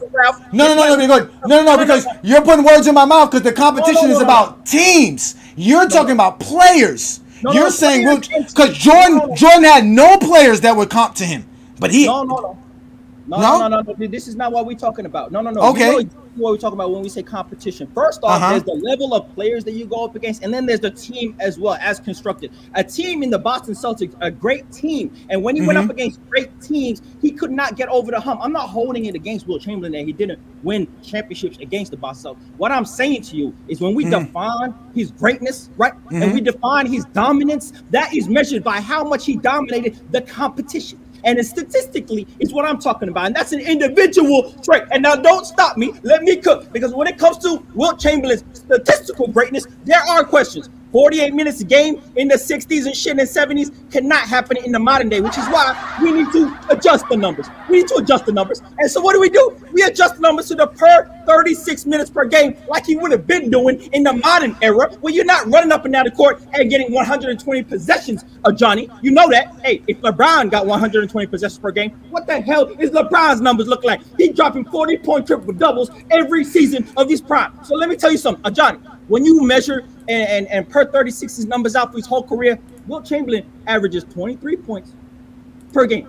23 points per game. His highest points would have been 37 points per game. He looking like James Harden, Kobe Bryant prime numbers. And that is at his peak. That's when we adjust it to what? To the modern era. So when you measure it and you understand that the only greatness and the only argument that he actually does have, Wilt Chamberlain, in terms of all-time Hall of Fame GOAT conversation is what?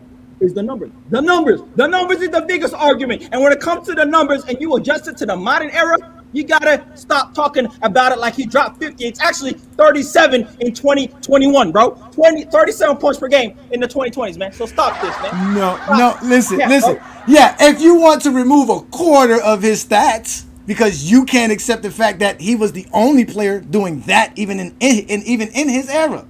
No one else was averaging 46 minutes per game for their NBA career.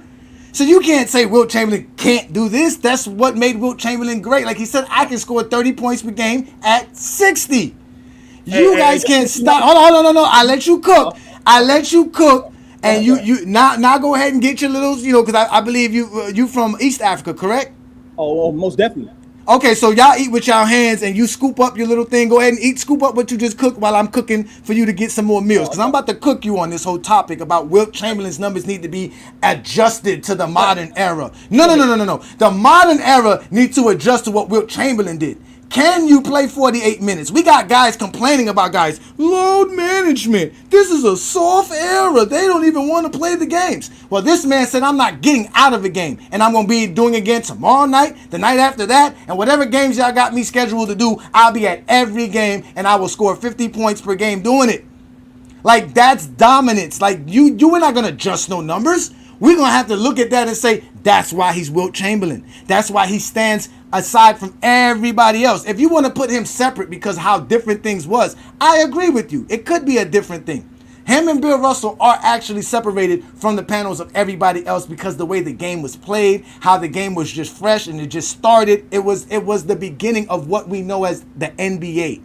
But at the end of the day, we're not going to cut his minutes to 36 minutes per game. Kobe can't play 45 minutes per game. LeBron can't play 45 minutes per game. Michael Jordan can't play 45 minutes per game.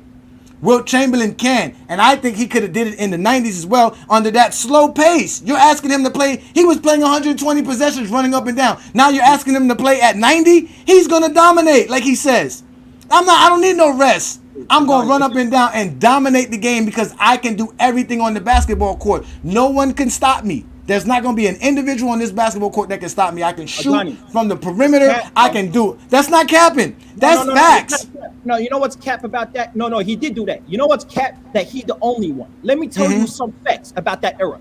Elgin Baylor averaged 40 minutes per game for his career. He peaks at 45 minutes per game in 1960 to 1961. So when we talk about what you could do in that era, there was multiple players. And if I looked at it any further, I would find multiple players that average over 40 minutes per game, which shows that it's not that Wilt Chamberlain is such a supreme athlete. You know what your stamina is based on? The competition. If I'm running up and down the court and these niggas can't catch me and they ain't athletic like me, yeah, I'm gonna do that all day, dog. Yeah, if I play some 10-year-olds on the court, I'm averaging 50 points per game and I'm playing the whole game because they ain't doing nothing, bro. So let me tell you something. Hey, hold on, and you haven't addressed my point. Yeah, so all that. I did. Y'all always say address your point. Let me ask you this: when was the last time in the NBA where half of the shooting guards were in Kobe's era or Michael Jordan's era were Hall of Famers, like Wilt Chamberlain was, where half of the centers or more were Hall of Famers? Hall of Famers. Yes. Hey, first off, when you start in the when you're starting a league, there's going to be certain players that are Hall of Famers. Now, if you looked at the Hall of Famers all across the board from all eras, you would definitely know that Wilt Chamberlain's era would have the weakest Hall of Famers of all time, nigga. So don't even He got Bill Russell. He got Nate Thurman. He got Willis Reed. None of those guys are weak. You got George Mikan, my nigga, who wasn't doing shit out there. No, George Mikan wasn't even in the league then. You're talking about a guy that played in the 50s. George Mikan played in the NBA when they didn't even have an MVP. So we can't even talk about George Mikan. We're talking about the 60s. We're talking about the 60s. There's Embry. There's a bunch of guys who were straight up Hall of Famers, legends in the game of basketball, real guys who can play the game. Have you seen what Nate Thurman could do? Have you seen what Willis Reed can do? Like, what are you talking about? Solid players, but when we talk about the competition and how we measure it to now, it's not even a comparison. Hey, first off, let's just on this point. You have often cooked errors about competition. So how just magically are the 90s weak, the 80s weak, but then because the 90s had weak teams. No, hold on. Let me ask the question, bro. Don't finesse it. Let me just ask the question. How is the 80s weak? How are the 90s weak? But when we go back to the 70s and 60s, somehow it became a dominant, strong, competitive era. How, bro? How do you explain that? I'm going to explain that very easily, very simple and plain. Like I told you and like I told everybody else, the 60s had the toughest era because it was a compact league. You're talking... Hold on. It's a compact league. I'm gonna let you go for a second, Africa, so I can bring up some other folks behind you. I appreciate you, Africa. Y'all know to follow Young Africa. I know you running from this, man. You got to, man. I know. No, I got you. It ain't running. I'm gonna expose you right here. I'm gonna expose you right. I ain't even done yet. You let I'm gonna expose you here again. The 90s was weak because of the teams. The fact that there was a bunch of teams spread out and a bunch of players spread out is why the 90s was weak. That didn't exist in the 60s. The 60s had 3-4 Hall of Famers on each team because the league was compact. If I took the 30-team league of today's NBA and compacted the 15 teams, how good is the league? That's the 60s. That is the 60s. And that's what Wilt Chamberlain talked about when he was saying how the 90s was weak and why the competition of the 90s was weak. This is Wilt Chamberlain explaining it. But I don't see that basketball is necessarily crumbling when you talk about some of the problems. But before we take the break, in your book, Who's Running the Asylum, you talk about a number of issues. Are there any solutions that you can rattle off? Oh, yeah, but you say, when I say crumbling, you mean to think it's just parity? There's 8 or 9 teams out there last year who played 300 ball or less. I've never seen that when I was playing. If that's not crumbling, I don't know what is crumbling. You understand? So yeah, there is a way to have a solution. When you have new teams coming to the league, give them a chance to have better people on their team. They have a grab bag situation, which they throw in the 3 or 4 worst guys from each team into a grab bag, and one guy is picked to be on each of the teams, the new teams. Well, how about only being able to hold 5 guys back on each team and give something good in that grab bag, so the new teams can start off with some good players. And that's one way to solve some of the problems of non-parity. So that's what I'm talking about, competition. That's what we mean when we talk about competition. It's about the teams, not the players. You guys keep going back to players. That's what Mac did a couple weeks ago when he was trying to bring up how Shaq was better than most of the guys in the 2010s. So obviously Jordan had comp. We're not talking about players. We're talking about teams. We're talking about a team that won 8 straight NBA championships. They had to go through a few game 7s to do it. It wasn't like they were just running through teams. And matter of fact, the Boston Celtics didn't even have the best record of the 60s. It was Wilt Chamberlain's 67 Sixers. It goes to show you how there were so many great teams of that era because there were so many good players on one team. Every team had 4 or 5 good players. Not like in the 90s where every team only had 1 good player and a bunch of role players. That's why back then you had a bunch of guys who could put up 30 points per game. You didn't have that in the 90s. Since y'all want to bring up competition, you had a bunch of teams that could win 60 games in the 60s. You didn't have that in the 90s. I'm sorry, 65 games. Right? So that's what we're talking about competition-wise. There was no competition in the 90s because the league was expanding. And like he said, when the new teams were being involved, they were giving them crumbs. You had teams like the Vancouver Grizzlies who couldn't win 20 games for 3 years straight in the 90s to end the 90s. The Raptors, all these teams, and what ended up happening in the NBA, it got so bad in the 90s that when the expansion team came in the 1996 season, they couldn't have a first-round pick for the first 3-4 years in the NBA. Because when they let the other teams like Miami, the Timberwolves, the Hornets, and what's the other team I'm missing here? Those 4 teams that came in the late 80s and early 90s, those teams were getting the high draft picks. They were getting Shaquille O'Neal, Alonzo Mourning, Larry Johnson. And other teams were crumbling because now all the expansion teams are grabbing up all the great players out of college. Where are we going to get good players from? How are we going to get good players? Where are they coming from? Oh, you know what? Let's let them come from high school. Then you get Kevin Garnett. Let's let the underclassmen come in. Let's go get some French players. Let's go get some European players. That's what the 90s was about. You didn't have to do that in the 60s. You didn't have to do that in the 70s. They were real teams. Matter of fact, the 70s is probably one of the most toughest eras when we want to talk about parity. No team won back-to-back championships in the 70s. I think like 7 teams won a championship in the 70s. Like, again, y'all want to talk the game of basketball, but all y'all want to do is nitpick. I'm going to let you back up. Young Africa. I'm going to let you back up. Let me let Brandon up because Brandon got something to say. Shout out to Wall Street, Brandon. Welcome to another Friday Night Exposure with the Exposer. We're talking Wilt Chamberlain's career. What do you have for us today, sir? Yeah, I've never heard so much lying. Like, you and Lamont both like to lie about this. So first of all, this idea that Jordan didn't play great defenders, Michael Jordan played Sidney Moncrief, one of the best perimeter defenders in NBA history, cooked Moncrief. He averaged over 30 a game. Michael Jordan played Michael Cooper. He averaged over 30 a game against Michael Cooper. So, but the problem with Wilt, and this is why Wilt has no GOAT case, you cannot be the GOAT if your game has a significant deficiency. And Wilt could not shoot at all. Wilt was shooting 38 and 40% from the foul line for multiple years in the regular season. So Wilt's true shooting percentage for his career is literally below 55%. Michael Jordan averaged more points per game against stronger competition, and Michael Jordan had a better true shooting percentage than Wilt every single year in the NBA against better competition. Finally, to your point, you and Lamont keep making this point. It's horrible too. The expansion teams impacted the Bulls with Jordan the same way they impacted every other team in the NBA. There were more contenders and more 60-win teams in the 90s than the 60s, but the Bulls were only a 2-star team with Jordan. It was Jordan and Pippen. So the best teams in the 80s, most of them had 3 Hall of Famers. The Lakers had Kareem, Worthy, and Magic. Boston had Mikal, Parrish, and Bird. Philadelphia had Dr. J. They had Dawkins. They had Maurice Cheeks, and they had Moses Malone. The Bulls were a 2-star team. So the Bulls were impacted by the expansion teams exactly the same as everybody else. The Bulls didn't have a super team like the great teams in the 80s. So Jordan cooked elite defenders like Cooper and Moncrief. Jordan was even better as a scorer in the 80s and the 90s, even against elite defensive teams and against teams before the expansion era. It's just, this is casual bullshit.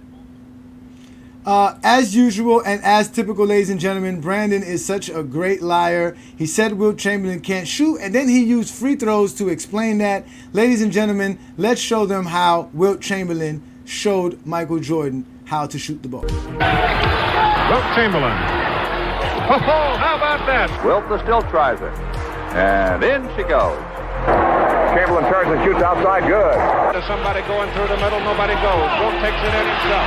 Puts it in there. Wilt did not go in and bump and dislodge people.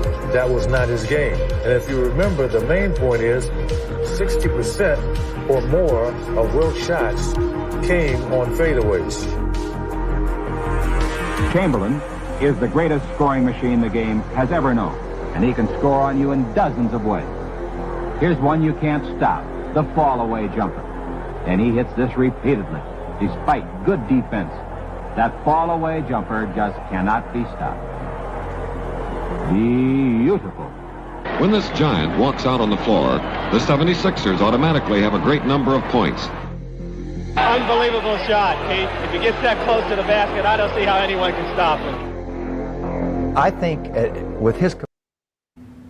Again, ladies and gentlemen, he brought up true shooting to explain why Michael Jordan was a better scorer than Wilt Chamberlain, although he wouldn't use the same numbers if we were talking Jordan LeBron played James. competition too. If we were talking LeBron James and Michael Jordan, he wouldn't want to use those same numbers. Here's Wilt Chamberlain just fucking around shooting the ball, making hook shot 3-pointers from the corner. I'm gonna tell you something. As bad as it looked, you didn't miss by that much. No, it was on top of the ball. You see me make 2 in a row. No, I had to set for a fast.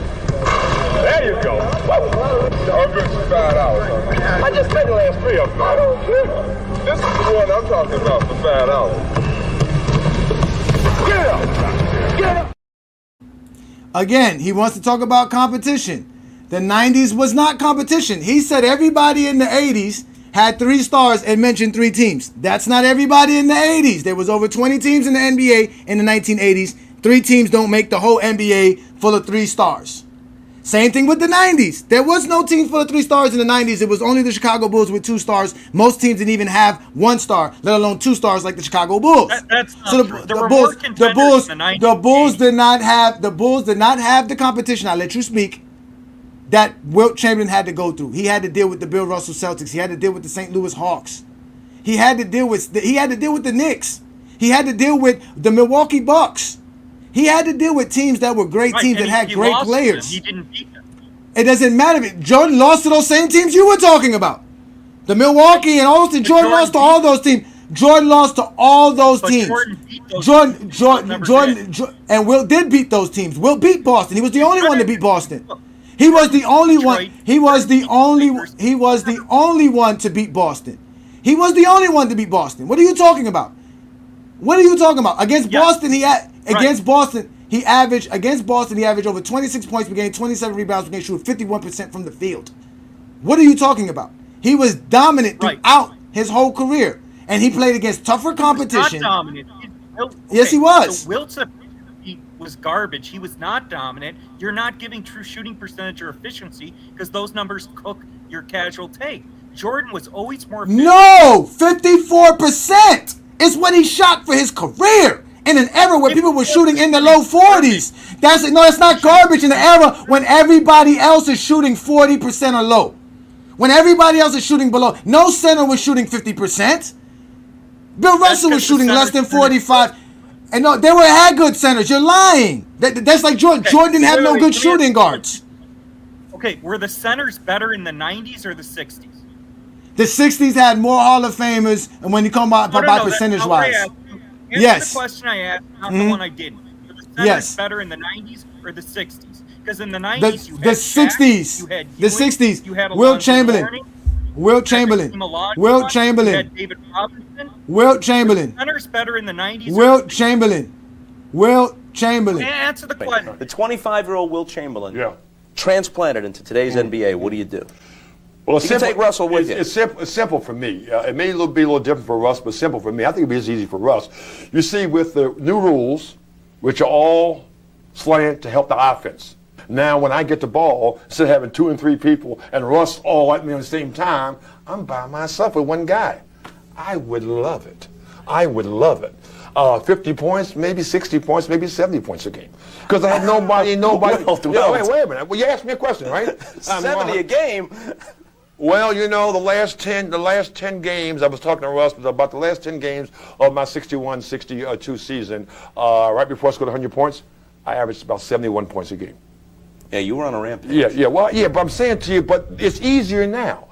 I was too fast. I was too strong. One guy is not going to take me down in that particular way. The best basketball athletes I've ever seen played in the 50s and 60s. So again, and we're going to sit here and have a conversation about the game of basketball. We have to be honest with ourselves. Brandon wants to bring up the fact that Wilt Chamberlain didn't play in the 90s, and he wants to name 5 centers out of a 25-team league. That means 20% of the centers were great. Wilt Chamberlain had to go against more greater centers on a night-to-night basis than any of the 90s centers. So it was tougher competition for the 60s than it was for the 90s centers. What do you got to say about that? That's what it is. Okay, right, but here's the point you're missing, is that the talent pool for basketball in the 80s and 90s was far bigger than the 60s because there were so many more players, particularly black players, who played college basketball in the 70s, 80s, and 90s than there were in the 50s or 60s. So the talent pool was far bigger, even though there were more teams as well. And so when you look at Wilt's numbers, points per game and efficiency, the 90s centers shit on the 60s centers. David Robinson, Hakeem Olajuwon, Shaquille O'Neal came into the league in 92, 93. He was in his prime just as long in the 90s as he was in the 2000s. And yet the top centers in the 90s are all more efficient than Wilt against better talent with more restrictive rules. Jordan averages more per game. Who's more efficient than Wilt? Who is more efficient than Wilt? Who is more efficient than Wilt in the 90s? Is Hakeem more efficient than Wilt Chamberlain in the 90s? Oh, easily. Easily? What is Hakeem Olajuwon's field goal percentage for his career, sir? I don't have that off the top of my head, but it's much. So how do you know that it's easily Hakeem Olajuwon if you don't even know the numbers? Hakeem Olajuwon was an excellent free throw shooter. Wilt couldn't shoot free throws. I said field goal percentage. Again, I'm going to ask you a very simple question. What is Hakeem Olajuwon's? Why you don't care about? Okay, all right. So let's go to this. Let's go to this then. True percentage also includes 3-pointers, but you want to add the 90s guys. Let's do this. So if the 90s talent pool was wait. If the 90s pool was so talented and so much greater than the 60s, are you willing to accept that the 2010s talent is greater than the 90s? No, the 2010s was complete trash. See, you heard that, ladies and gentlemen. You heard that. You heard what that man just said. You heard what that man just said. You heard what he just said. Just to give you reference, ladies and gentlemen, Wilt Chamberlain shot 54% for his NBA career. Hakeem Olajuwon shoots 51% for his career. He is not more efficient than Wilt Chamberlain. He wants to bring up true shooting because that's his only argument when he doesn't use true shooting in any other argument when we're talking about players. I've had this man up countless times to talk to me. He has never mentioned how true shooting is an important number for him. Never mentioned that. Now he wants to use true shooting to tell us why Wilt Chamberlain is not more efficient than Hakeem Olajuwon and anybody in the 90s. And mind you, he won't accept it if we tell him LeBron James has a better true shooting than Jordan. He won't accept that. That he won't accept. This is why this is very necessary for me to do the things that I do.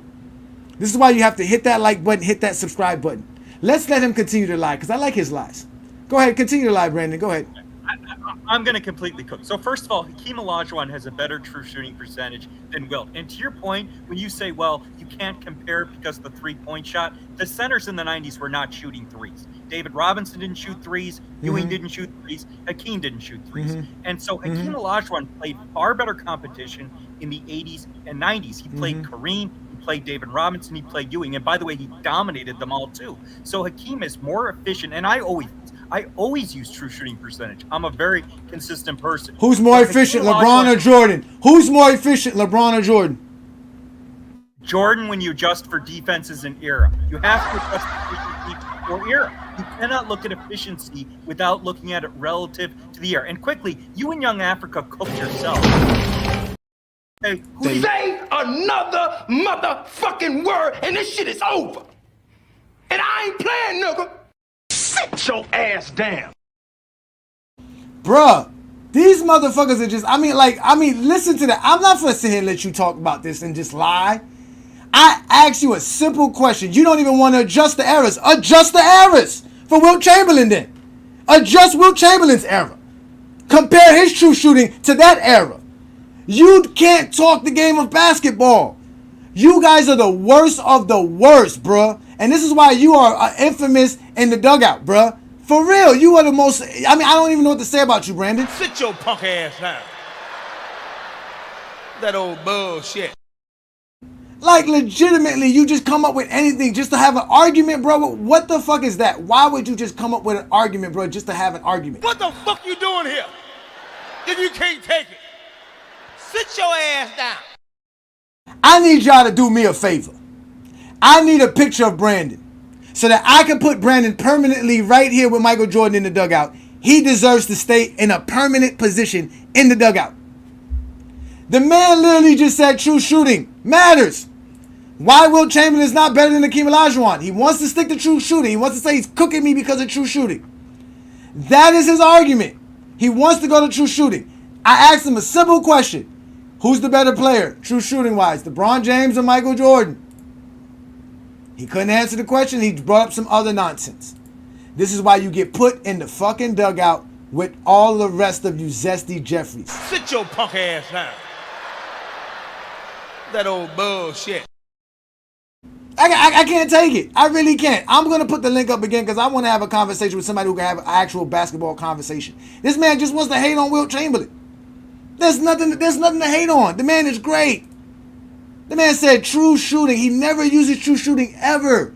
And he wants to use true shooting.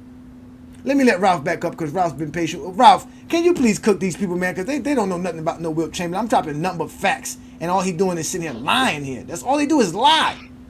Hey, man, if it, like you say, the zesty Jeffries, man, when it don't go in their favor, man, they just make up stuff, man.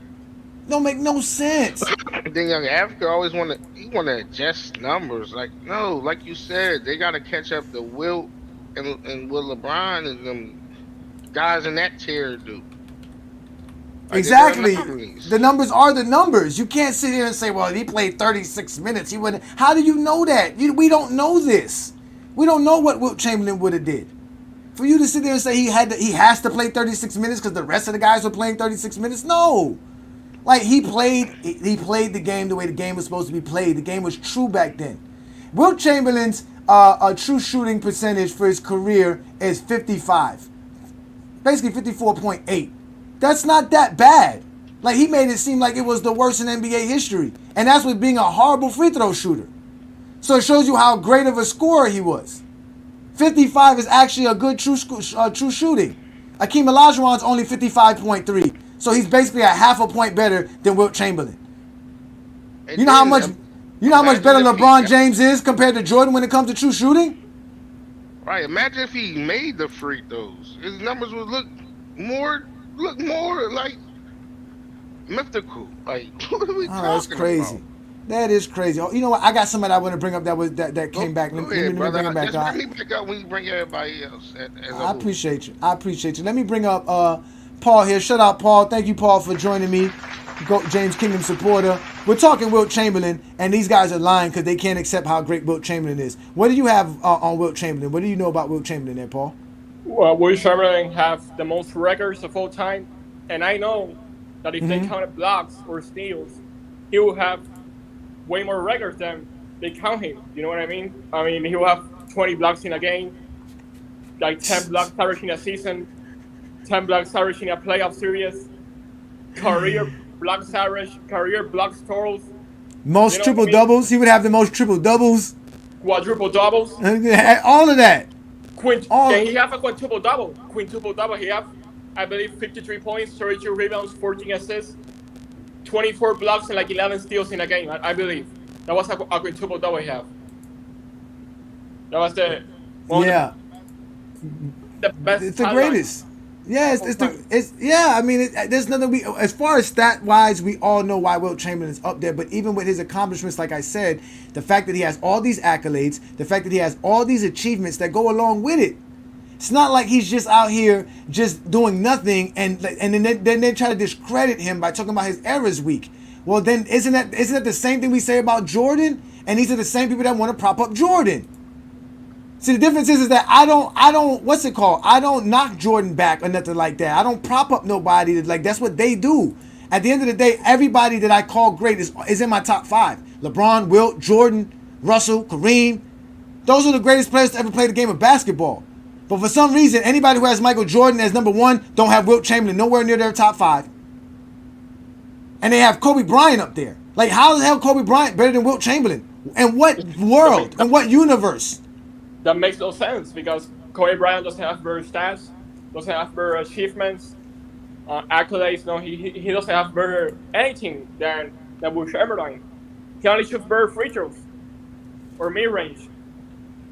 And only free throws. We can't even say mid range because from the stories, 60% of Wilt Chamberlain's shots came from mid range, and he shot 54% for his career. So we can easily say he was shooting well from the mid range.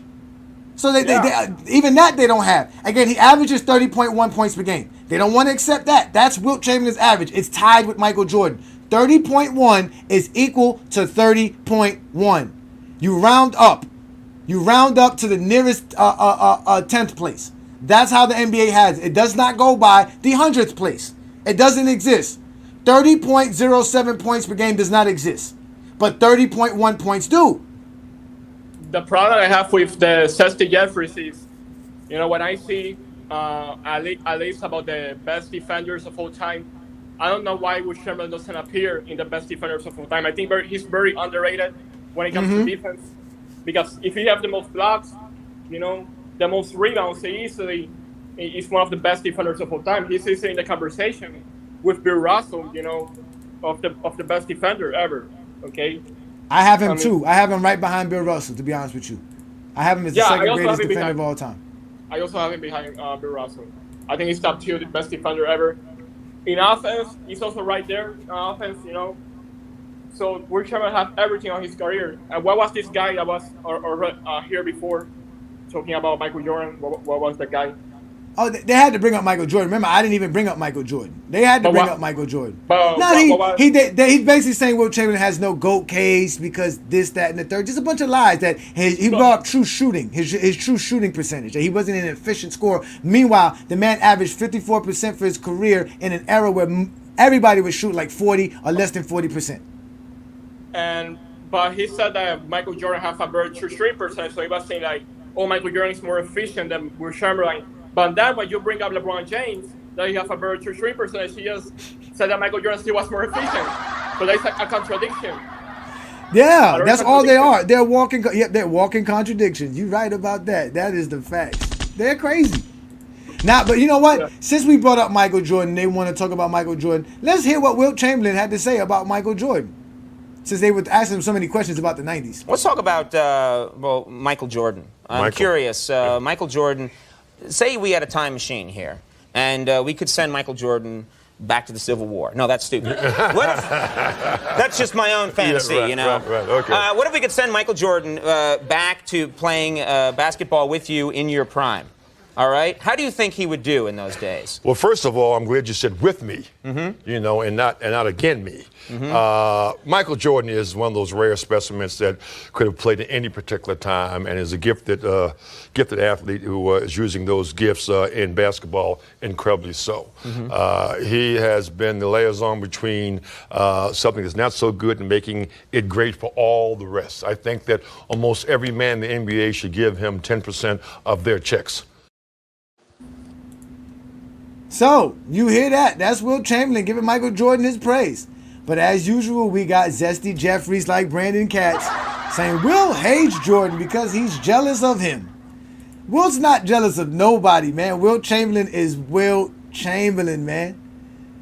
I don't understand these dudes, bro. They are, and again, as great as Wilt Chamberlain is and as great as his career is similar to Michael Jordan, I don't see why they hate on Wilt Chamberlain other than the fact is that, yeah, Wilt Chamberlain was the true GOAT of basketball until LeBron James came.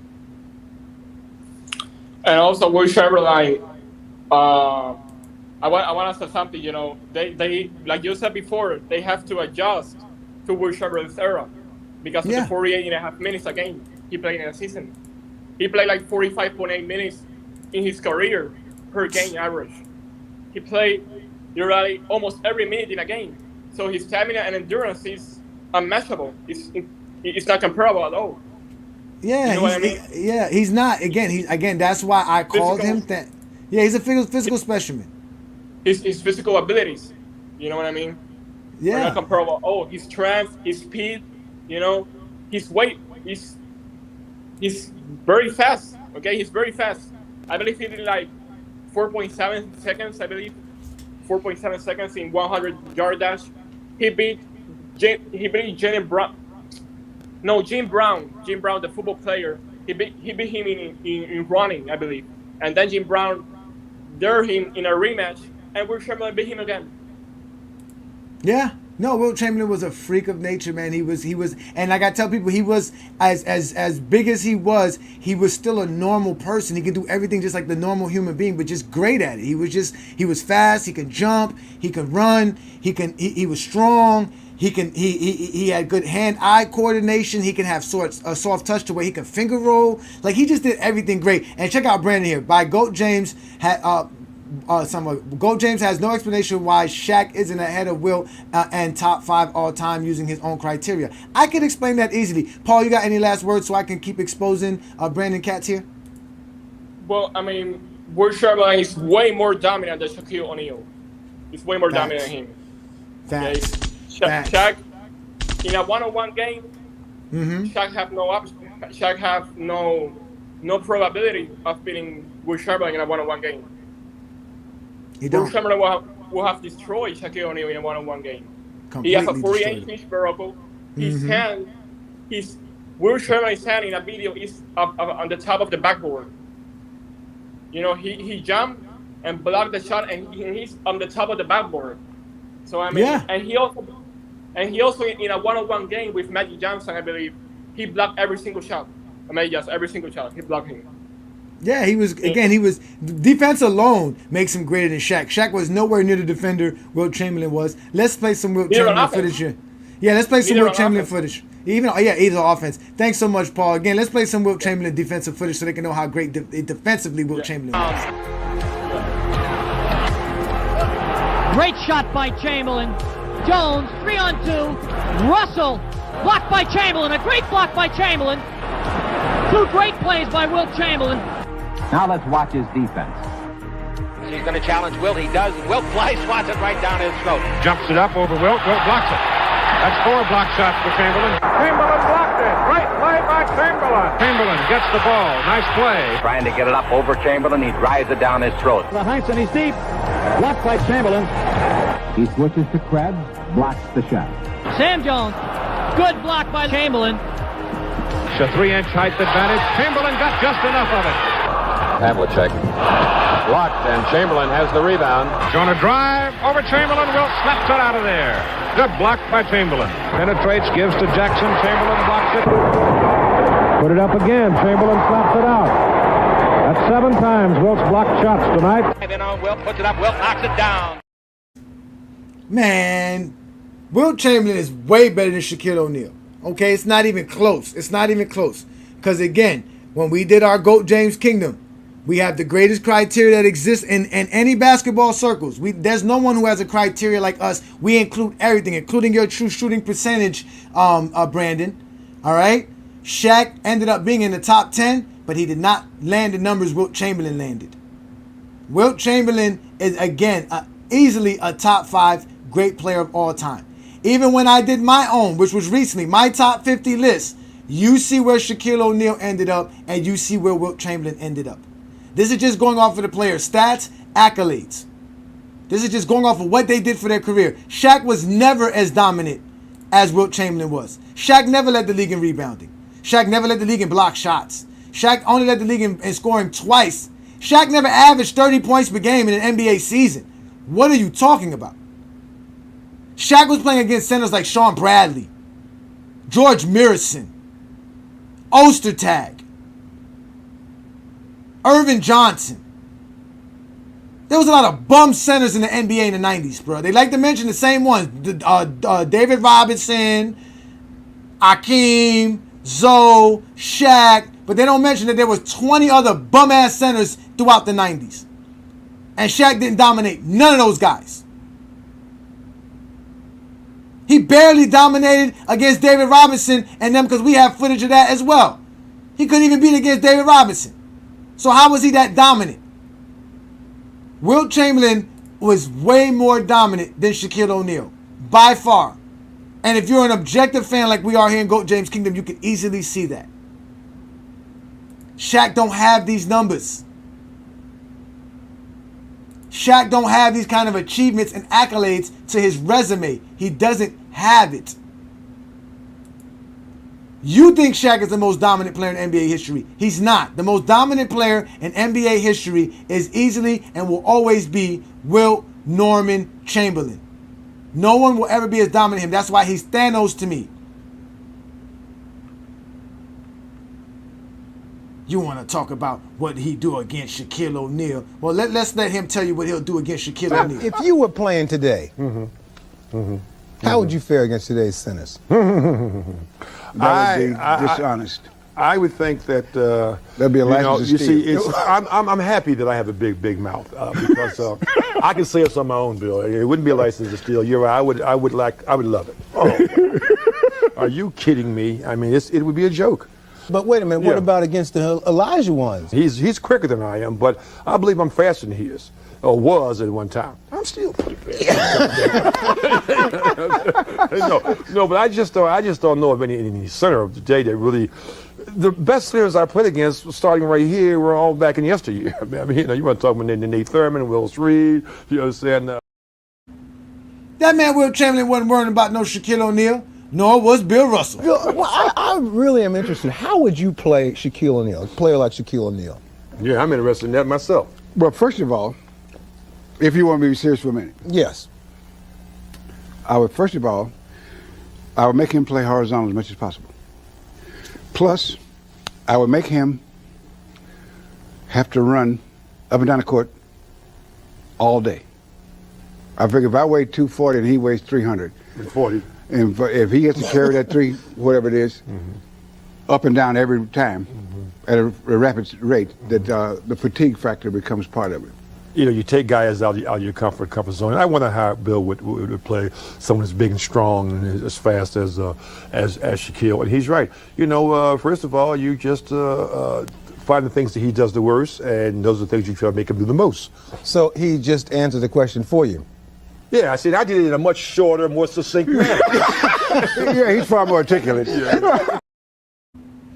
Yeah, man. The man will dominate the game in any era because he knows how to play the game of basketball. Brandon, you don't know how to talk the game. You just sat here and gave me Shaquille O'Neal's field goal percentage. Why didn't you use his true shooting percentage versus Wilt Chamberlain? Why didn't you use his true shooting percentage? Why did you go to his field goal percentage efficiency? Why did you do that? Why did you change it up? Is there a reason why you didn't want to use Shaq's true shooting percentage? Why didn't you want to use Shaq's true shooting percentage? But that's what you guys do. You don't want to talk the game of basketball. You just want to find reasons to just think why somebody's better than the next guy, and you don't use that consistently across the board. Let's let Wilt Chamberlain continue to tell y'all why he would dominate that era. The 25-year-old Wilt Chamberlain transplanted into today's NBA. What do you do? Well, you can take Russell with you. It's simple for me. It may be a little different for Russ, but simple for me. I think it'd be as easy for Russ. You see, with the new rules, which are all slant to help the offense. Now, when I get the ball, instead of having 2 and 3 people and Russ all at me at the same time, I'm by myself with one guy. I would love it. I would love it. 50 points, maybe 60 points, maybe 70 points a game. Because I have nobody. Wait a minute. Well, you asked me a question, right? 70 a game. Well, you know, the last 10 games, I was talking to Russ about the last 10 games of my 61-62 season, right before I scored 100 points, I averaged about 71 points a game. Yeah, you were on a rampage. Yeah, but I'm saying to you, but it's easier now. I was too fast. I was too strong. One guy is not going to take me down in that particular way. The best basketball athletes I've ever seen played in the 50s and 60s. Yes, indeed. Wilt Chamberlain. One of the greatest players to ever play the game of basketball, hands down. You want me to name a season where Wilt Chamberlain had better than Shaq's playoff run? The 1967 season, where Wilt Chamberlain averaged 22 points per game, 29 rebounds, and 9 assists. Not to mention he was probably averaging 10 blocks per game and like 5 to 7 steals per game. That's the season I'm going to give to you. While he was shooting 58% from the field in the playoffs. That's what, and he beat the Celtics. That's what I'm going to give to you, Brandon. Again, you don't know the game, bro. You don't know. You just out here picking seasons like that makes Shaquille O'Neal better. Matter of fact, let's let Wilt Chamberlain give you some more ideas of how he used to play compared to how the 90s is and how completely different the eras were. Now, what would his playing style, how would that have translated back then? Well, his playing style is he's 6'7" and he's like 197 pounds. Mm-hmm. Coming into what we call our domain, the pivot for us big guys, would not have been very wise of Michael, you know, if he was playing during our time. So we would say, Michael, you know, as long as you do all those fancy things outside of where we are, that's fine. So it wouldn't have been good for Michael. Really? No. You think he'd have been crushed, is what you're saying? I don't think. I know he'd been crushed. Really? He just wouldn't have worked back then? No, he would have came in there once or twice. What about the 360-degree whip-around dunk? What would people have thought of that at the time? Well, you know what? I'm glad you said that because, you see, the mentality of the fan today is wonderful, and they've learned to accept showbiz. Right. And Michael is the epitome of showbiz, along with that great talent. During my time, if you did a 360, first of all, the opposition would take it as an insult that you would try to do something like that against them. The coach on your own team, if you weren't at least 90,000 points ahead, would bench you. And the fans would look at you like, well, he's the biggest hot dog in the world. So you're saying Michael Jordan back then would have been on the bench the whole time? Absolutely, you know, being considered a hot dog. Think about that. And that's the truth. Really? But now in Chicago, if he doesn't give you one of those 360s you're talking about, right, even though their team is 90 points ahead, right, they're looking for something spectacular. The fans will turn on you. You're right. Back then it was more about teamwork, working together. Absolutely. What's happened to basketball? See? Again, the man's spitting nothing but facts. He's spitting nothing but facts. It was a different game back then. There was no such thing as backing down, dribbling like Charles Barkley was. You didn't do that. The ball had to move. You had to play team basketball. You had to know how to score quickly. You had to have the skill to play back then. Because the game was at its purest then. Like he said, Michael Jordan would have been on the bench. Because nobody was trying to see that. In fact, he's right about what he's talking about when he's talking about in Chicago that if Jordan's not doing one of those moves that people would think that it wasn't a good game. Because recently I was talking to Chilltown, shout out to Chilltown Sports, and he was telling me, or he wasn't telling me, but he was telling us during his show that when he went to go watch Michael Jordan play at a young age, that Michael Jordan had a good game, but Michael Jordan didn't have no spectacular dunk, or he didn't do nothing spectacular in the game. Although Jordan had close to 30 points, they were like, they left the arena like, man, that was horrible.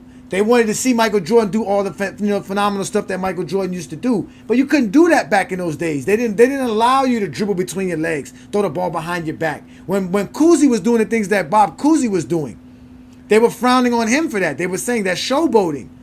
Like, that's not how the game was played back then. It was a different era. That's why when he said that if he was able to play in this era, the 90s era, it would have been completely different. We would have saw another crazy type of Wilt Chamberlain.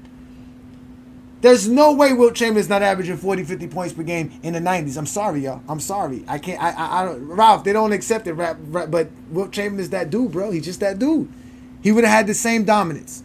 He would have been as dominant as ever. Let me bring up. What up, Travis? Thank you for joining me.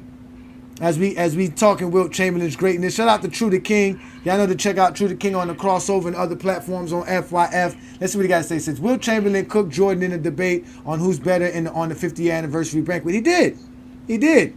Remember, they said Jordan never argued about being the GOAT, but he spent a whole banquet arguing with Wilt Chamberlain about who was better. Not to mention he puts the GOAT symbol on his shoes.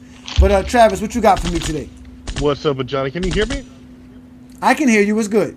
Awesome. Hey, man. I'm at work, so I'm going to be pretty brief, but there was just a cavalcade of bad takes. I would have jumped in and cooked Brandon if I could have gotten away, but I mean, when he asked you want to talk shit about Hakeem versus Wilt's efficiency, and you don't even have Hakeem's actual field goal percentage on deck, it's 50.7, dude. I just had that off the deck. And like, you're not going to just sit there and say he was worse and like get cooked when the guy turns around and asks you what he was, and he wants to adjust for error.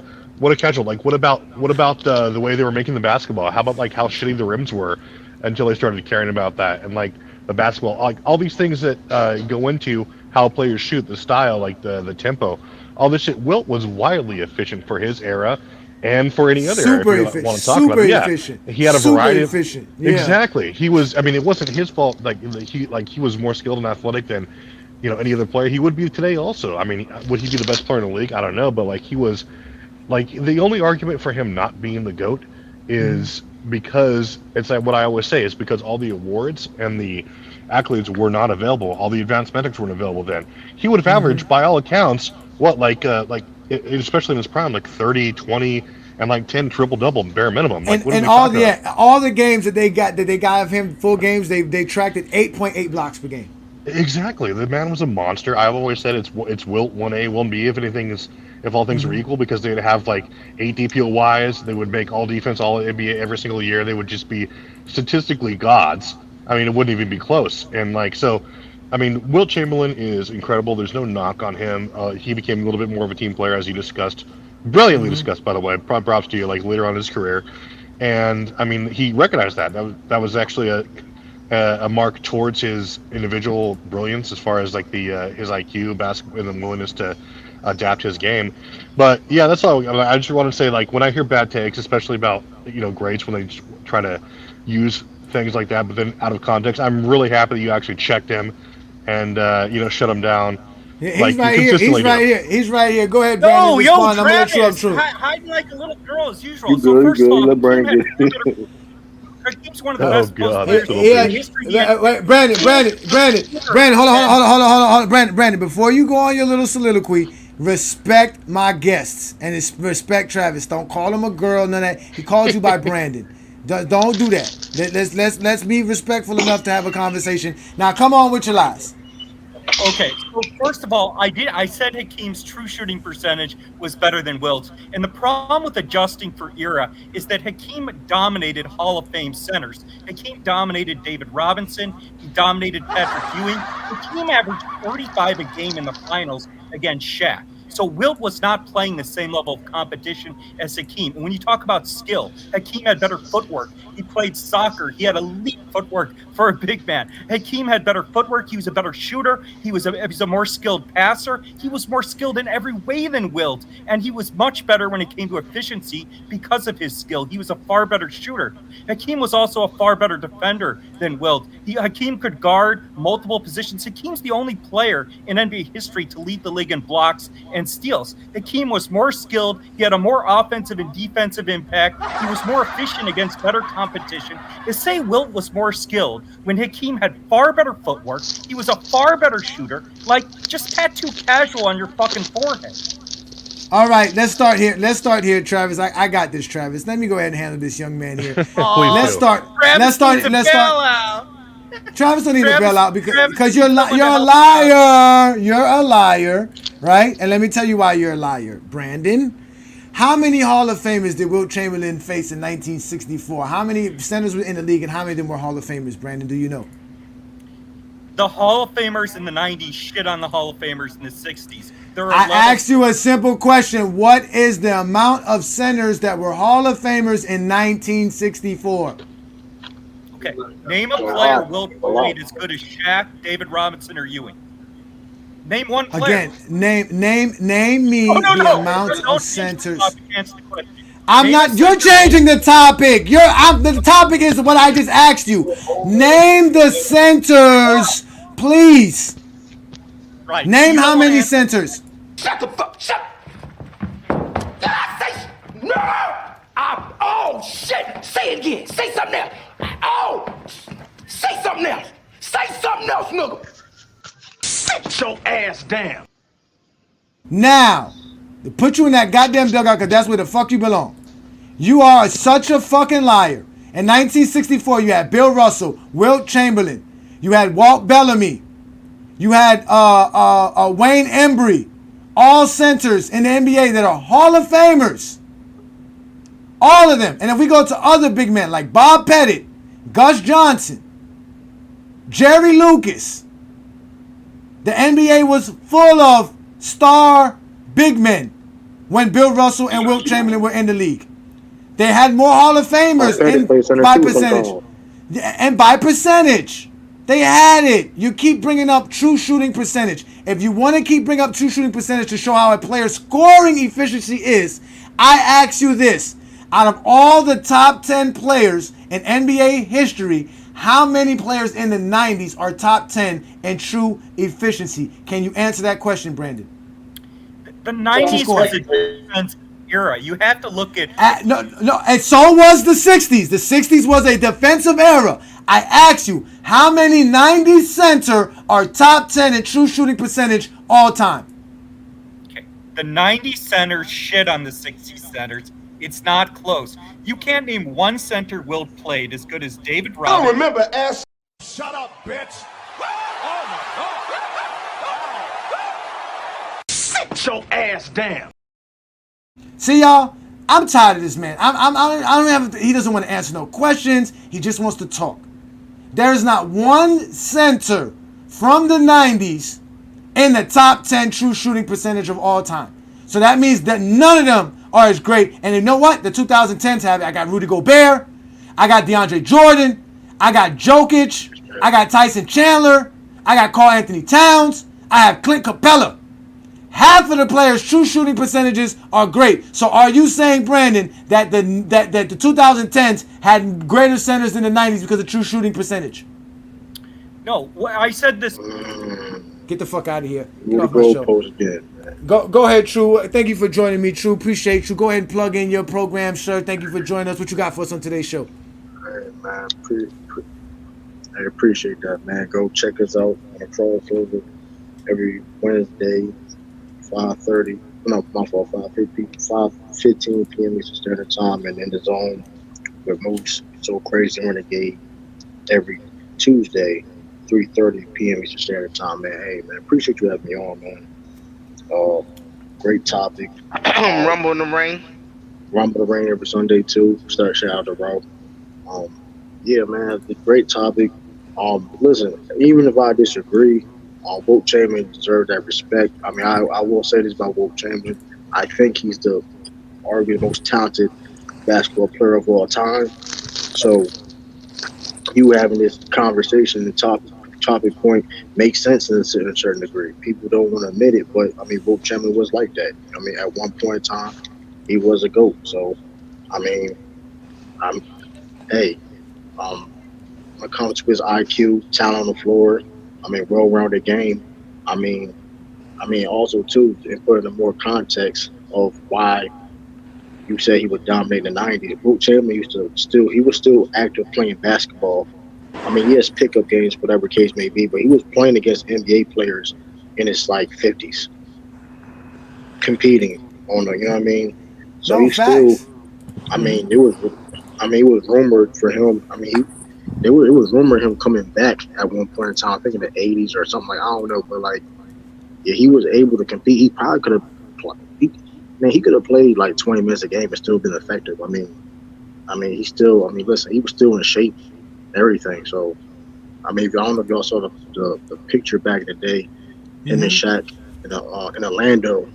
He was looking over Shaq. So I mean, Exactly. physically, you can't say he couldn't. Physically, you can't say he couldn't play. And I mean, he had the IQ. I mean, listen. So what? Listen, Kareem dominated. Well, Wilt gave Kareem the business too. I mean, regardless case may be. I mean, and that was the old Wilt Chamberlain. He said, name one center Wilt faced as good as David Robinson, Shaquille O'Neal. Bill Russell. Get the fuck out of here. Bill Get Russell. the fuck out of here. Bill Russell. That's all. Listen, you want to get Bill Russell. Like, you can't. It doesn't matter. Listen, a conversation ends at that point. You win against Bill Russell. I mean, he keeps it is bringing up what the it same, is. I mean, and he brings up the same guys. It's Hakeem, it's David, it's Shaq. Like he doesn't really- like that. That doesn't make the '90s the best era when it comes to centers. Like it just doesn't. Just because you don't know about the '60s guys doesn't mean they were not great in the '60s. There was great centers in the '70s too, Hey, really and the fast. '80s. Brandon Cash. Yeah, Brandon Cash is crazy. Here come Brandon Cash with the name. Here come Brandon Cash with the name calling. Even though I came up here and I said I disagree, but like okay, like that's the thing. You're not even really listening. fast, You want to Johnny. hear what you want to hear because you. Yeah, they're crazy. They're crazy. They're crazy, bro. They don't know how to talk, bro. But let me I got Aaron in here. Thanks, Aaron, for joining me. What you got for me today, sir? Are you there, Aaron? Oh, I gotta unmute you. I'm sorry. Hello. Go ahead. Yeah, go ahead. I'm ready. Go ahead. Yo. What's up, Ajani, man? Peace, mad brother. love and I don't mean to disrespect and shit, but this dude Brandon gets on here, right, and starts calling people clowns and shit and little girls. You disrespecting T Perfect and shit, right? Mm-hmm. Meanwhile, this dude probably never had an imaginary fight, bro. You know what I'm saying? And this is the reason why. This is the reason why I'm gonna keep going at Jordan fans for the fucking disrespect. Cause hey, Brandon, if you want, you can hit me on Facebook, Aaron Robles, real quick. I'll send you my address and let's see who you call a clown in person, bro. I don't give a fuck what charges I catch. You know what I'm saying? That's real shit. And my address will be real, nigga. Real. You know what I'm saying? So if you want to, you can call me a clown in person and I'm gonna knock out all your teeth and have you counting sheep, buddy. You know what I'm saying? So go ahead with all that name calling shit. We talking basketball over here. We ain't even talking about Jordan. And you over here slurping Jordan. I guarantee you if Jordan pulled up and pulled out, you'll drop to your knees real quick, buddy. You know what I'm saying? Get the fuck out of here, man. I just wanted to say it, Johnny, man. You know what I'm saying? We wasn't even talking Jordan. He he brought up Michael Jordan. Crazy, my dude. Yeah. It's crazy, man. But I just wanted to say, like in my mind, I always felt like the '90s had the best centers. You know what I'm saying? But now hearing your takes and shit like that, I'm gonna start doing like more research. But I felt like in my mind, or my opinion, like the '90s had the best centers. You know what I'm saying? Like David Robinson, Shaq, fucking Hakeem, Alonzo Mourning, Mutombo. Yeah. A little bit of Yao Ming, you know what I'm saying? But you guys are so great with these takes, man, that people actually learn. You know what I'm saying? So I'm learning as I go. Plus with my own education. So I thank you guys a lot for that shit. You know what I'm saying? But yeah, man, Will was dominant, man. You know what I'm saying? And much love to him and praise to him, man, in his career.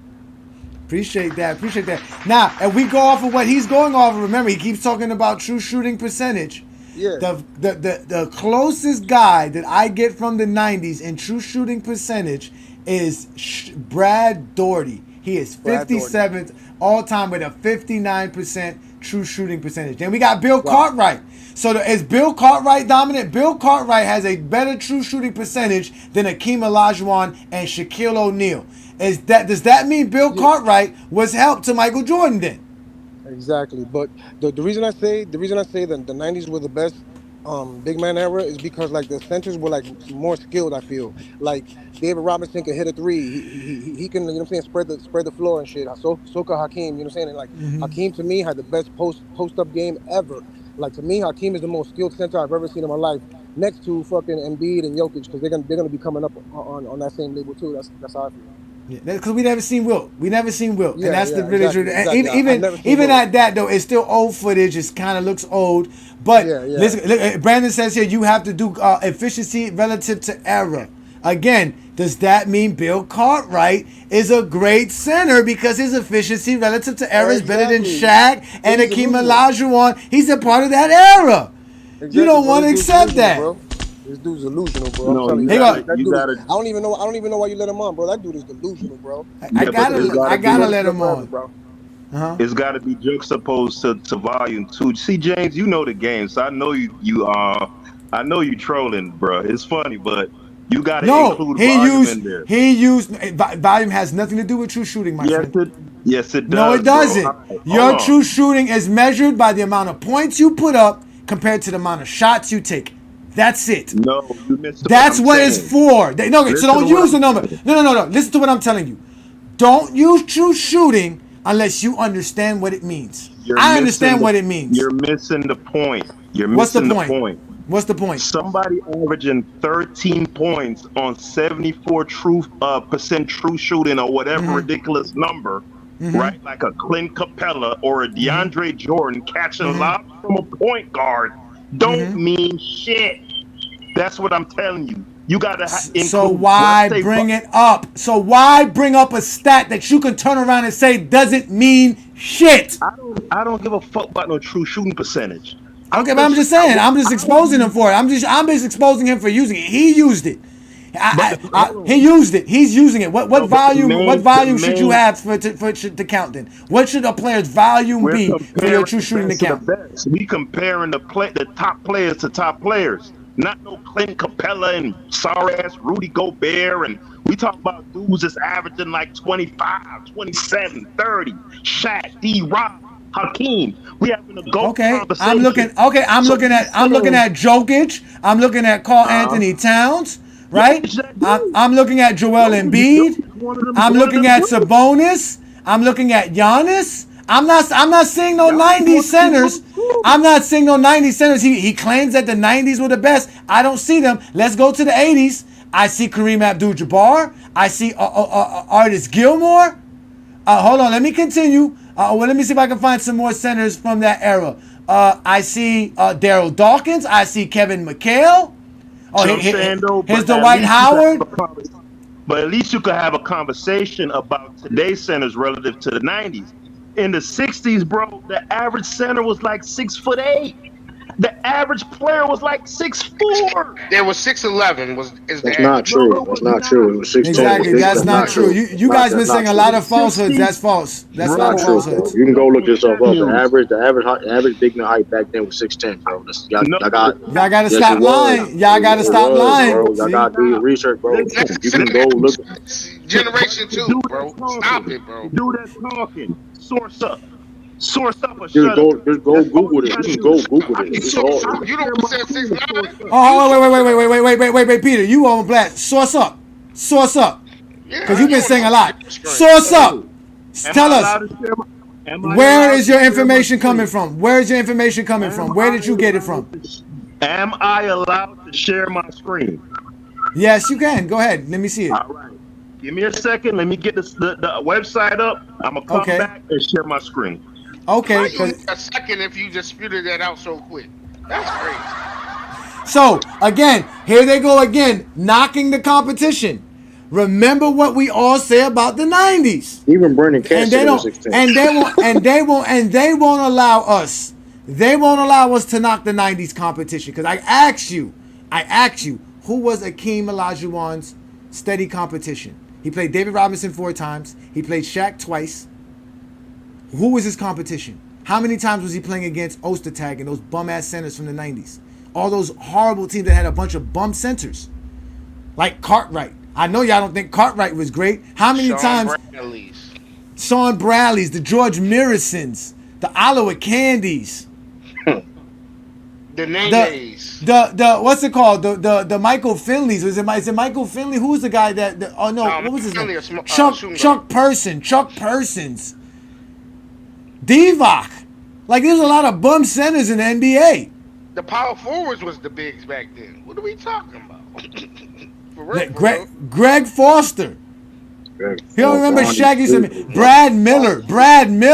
That's who Shaq was going up against. The Collins twins. They were just giving dudes jobs in the NBA back then because they just needed 7-footers.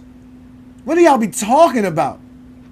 Rick Smith was alright though. Don Juan, but Rick Smith was alright though. We ain't gonna do that though. Rick Smith was solid though. No, Rick Smith was a good player. There was some there was some good centers.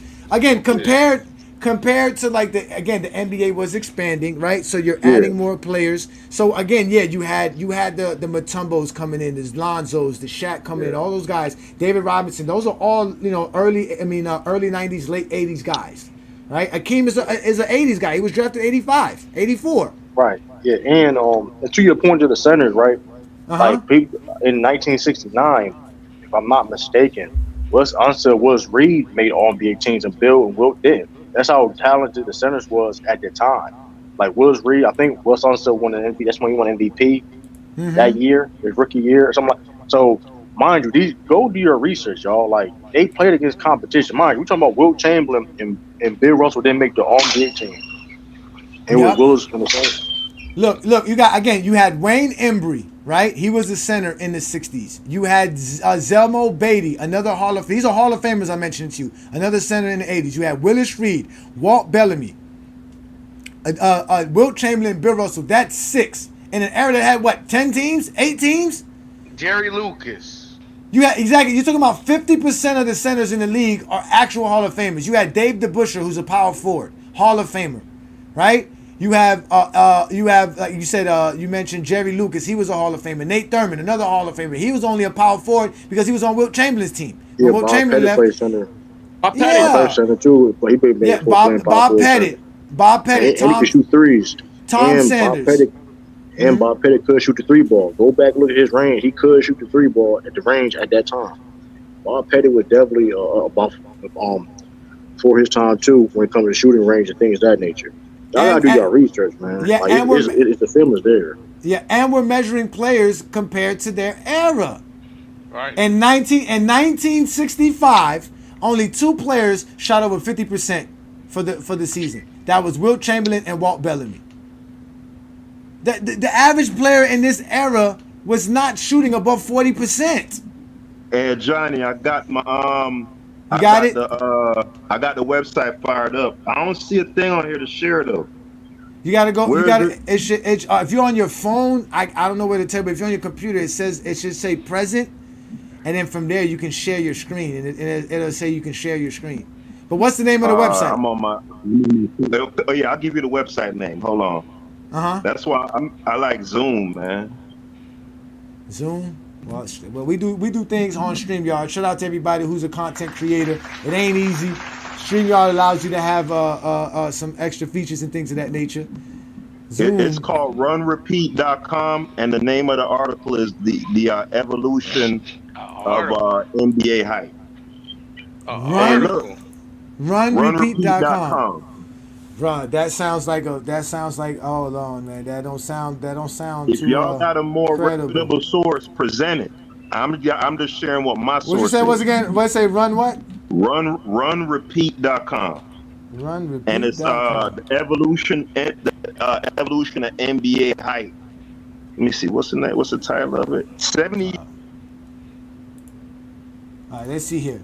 Height of the NBA players throughout the history. Let's do this right here. Let's go ahead and do some Wilt research. Chamberlain's reputation of playing against Milkman, the average weighted height of centers from 1960-73 was 6'10". The average weighted of centers from 2016 to 2019 was 6'11". What are we talking about, brother? It's 6'11" now. So yeah, it says despite playing against Milkman in the 1960s, from 1960 to 73, the average height was 6'10". And what site is that you got that from? I'm on the Hoops Geek. Hoops Geek. Hoops Geek is actually more credible than Run Repeat. And when you just type in the average height from the 60s, it says it right there, 6'10". From 1960. And then the other thing too, you gotta remember, guys, it's all the other positions too.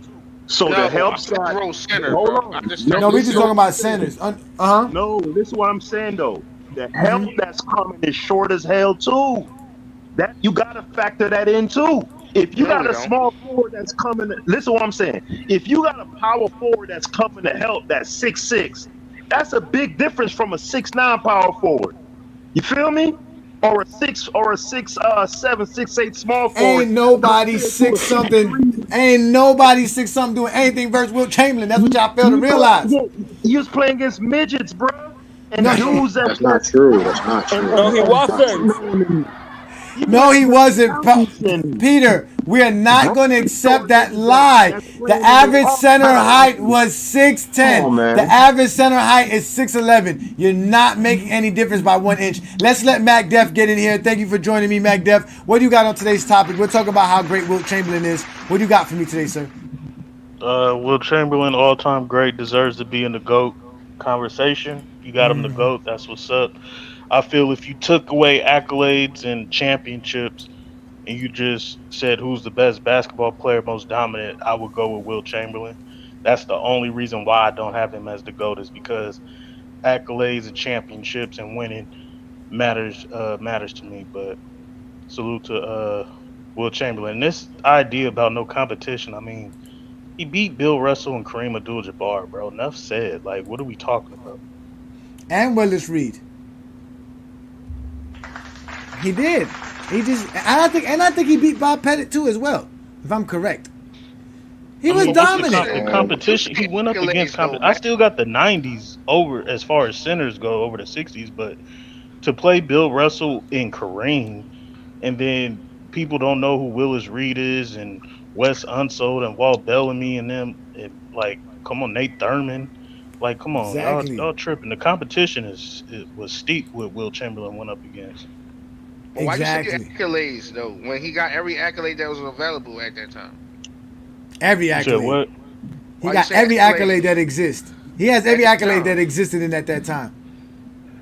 Hey, Johnny, by your own admission, the championship was. Hold on, wait. Let's let Mac answer that. Mac, what do you think about that, Mac? He had every accolade that existed in that era. Yeah, and I grant him the asterisk of Defensive Player of the Year. I think he could have got all that in block records. The reason I don't have him as my GOAT is because championships and winning, making your teammates better, that goes into my criteria. So that's the only reason why he's not the GOAT. He broke up the Celtics dynasty. He's the only one that did it. Like, and like I told you, a lot of that stuff about him not winning is crazy because, again, besides the Knicks, the Celtics, and the Minneapolis Lakers, he's the only one to have multiple championships in that era when he retired. So even being a 2-time champion at that era was a lot of championships, because the only people who had more were Mike and the Celtics, to be honest with you. So, like, that's really it. Like, he still won in an era that was very difficult to win in. He had to go against, basically, you know, like y'all said, a super team in that Celtics team. Several times. He had great teammates too. This notion no, he did. I'm not gonna say he didn't have team, but I'm just saying, like, when you put into context how his coaches didn't like him as much, that he was in unstable franchises throughout his career. You see what I'm saying? Mm-hmm. And he was still able to exceed a lot. Man. That's not excuses. In 5 years, what are we talking about? That's not excuses, bro. That's understand. That's context. How can you tout the competition of the era and then in the same breath say that the average field goal percentage was 40%? That's garbage. What? Not for that era. Not for that era. The same way the 90s was garbage. The 90s is garbage if we compare it to today's NBA. It sucks. It's horrible. They were shooting 28% from the three-point land. Nigga, the three-pointers were so horrible, they had to shorten the line. They gave them a WNBA three-pointer. That's how horrible they were in the 90s. That's just horrible. You can't keep doing this. If they're shooting 40% on two-pointers, what would they have shot from three? 40% is horrible. So imagine the sorry niggas back then. They shoot like in the 20 percentile and 30 percentile. You have to compare them to their era. You cannot take them outside of their era. So let's say let's say this percentage thing. You're going in with the efficiency and percentage. Who's a better scorer than Wilt Chamberlain? Nobody. Shaq in the I'm gonna go play. A man who never averaged 30 in the regular season. Damn, that's what I wanted to know because this efficiency is going way too far. So I just needed to know that. You think Shaq is a better scorer than Wilt Chamberlain based on percentage, sir? You running up and down the court at a 120 goddamn pace. Of course, your fucking points per game gonna be inflated, bro. Shaq can't do that. Shaq can't do that. Why he couldn't? Because he can't. Because he had the chance. He never did. Hold on. It's the same 48-minute game. All this pace. Forget the pace, bro. For a guy who could run 48 minutes a game up and down the court at that pace, that tells you how great he was. If Shaq in a slow pace era can't run 40 minutes a game, then that tells you what Wilt was doing. Niggas was just running up and down, chucking up nonsense.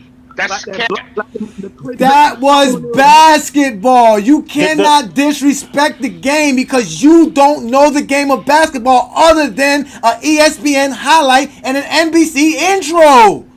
You can't disrespect 45 minutes a game, bro. No. And this man said, listen, you know why the pace was so slow in the 90s? Because they sucked. They had to slow the game down to give the ball down to the big man. And he would dribble for 5-10 seconds, pass it back out, then pass it back to me. They didn't even run plays that much. This shit was horrible basketball. They played pure basketball in the 60s. The ball was moving. Shots were being missed, yeah, but they were moving. They weren't just sitting around here giving the ball to the center, letting the center dribble for 17 seconds, then pass it back out, and then I shoot the ball. That's horrible basketball. They were not skilled enough to do anything else other than dribble, and shoot at the end of the 24-second shot clock. Y'all gotta stop doing this because then when we start discrediting the 90s, y'all come up with a bunch of bullshit. Oh, it was this 90s. That's what the era was like. You just gotta understand it. Never ending cycle. Never ending cycle. It's a never ending cycle. That's why Wilt Chamberlain's career is a mirror to Michael Jordan's career. Because the same things y'all doing to Wilt Chamberlain is what we do to Michael Jordan. It's the same shit. And we should do it to Michael Jordan. Because y'all created this bullshit about how y'all want to knock players down without understanding anything. Wilt is the most misunderstood player ever. That's not basketball. Showtime was successful in this era. Nobody dominated the game of basketball more than Wilt Chamberlain. He is the most dominant player in NBA history. He dominated in the playoffs. He dominated in the playoffs as well. Yes, he did. No, his shots per game dropped off tremendously. Not his efficiency, not nothing else. Not his production, nothing else. He was still dominant. He was told to stop shooting. That's what it was. I keep telling y'all that. There are two different Wilt Chamberlains. You cannot sit here and tell me that Wilt Chamberlain averaging 33 points per game is bad and a drop-off because he's taking less shots. It's not like he's taking the same amount of shots. Y'all are saying that he's choking because he's taking less shots. That's not the same shit. He was averaging 22 field goal attempts per game for his regular season in his career. He averaged less than 15 shots per game in the postseason, y'all. He's taking less shots. That's all it is. He's taking less shots. I'm sorry, he averaged 17 shots per game. He's just taking less shots. Because it was a tougher era. It was easier to stop the big men back then. And he was still dominant. Ajani, in the 69 finals, in that season, Wilt Chamberlain was averaging 20 points. And in the 1969 season, he was asked to stop shooting the ball. He was told not to shoot the basketball. He still averaged 20 points per game. I mean, he averaged 11 points that game in that series, but he averaged 25 rebounds. Bro. But he shot 11 shots per game. He shot 11 shots per game. He took less shots. 3 single-point games, a 4-point game? He took less shots. He was playing with Elgin Baylor and Jerry West. That was his first year. He was not supposed to be scorer of the team. You're asking him to do shit that he was not supposed to do. He was not made to be the scorer. Hey, Johnny, about the statistics people, you want to bring up Jordan and all that stuff. Jordan. That's the one thing about it too. Jordan never was asked to take a lesser role ever in his career, ever. Really. Like Jordan, that's the benefit of doubt that he had over a lot of people in NBA history when it comes to these GOAT conversations. He never had to really sacrifice being who he is. You know what I mean? Which is, I mean, hey, that was the luxury of Jordan and the Bulls in his situation at the time. Wilt Chamberlain had to sacrifice, do what he had to do to help teams win, because to the point of the reason why he took a lesser role of scoring to help the benefit of the team. So, like, what's the problem with that? He shot. Listen, you don't think that's a knock? That's not a knock. In 1969, no, because you helping your team win. If you helping your team win, how is it not? If you're doing exactly what you have to do to help your team win. You can't. I mean, because granted, when he was having the crazy ass numbers, he wasn't successful. Because granted, when you are dominant like Wilt Chamberlain, listen, it's phenomenal what he did. But when your teammates, like at the end of the day, it's a team game. So when you're so dominant and ball heavy, where other guys can't get in rhythm, that's going to be hard for you to win a championship. It's just a reality situation.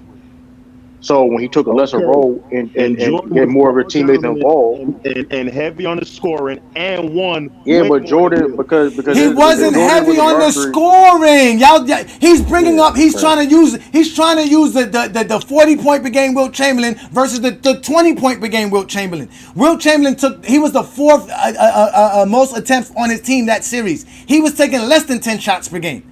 They played a 7-game series. He took 58 shots that whole series. He shot 50%. He was not. The job of him was not to be the scorer of that team. They had Elgin Baylor. They had Jerry West. They told him to do everything else. It had nothing to do with him. I knock Wilt for that. That's just me though. How you? Of course you want to knock him that because you believe the Zesty Jeffrey lies. Y'all believe the Zesty Jeffrey lies.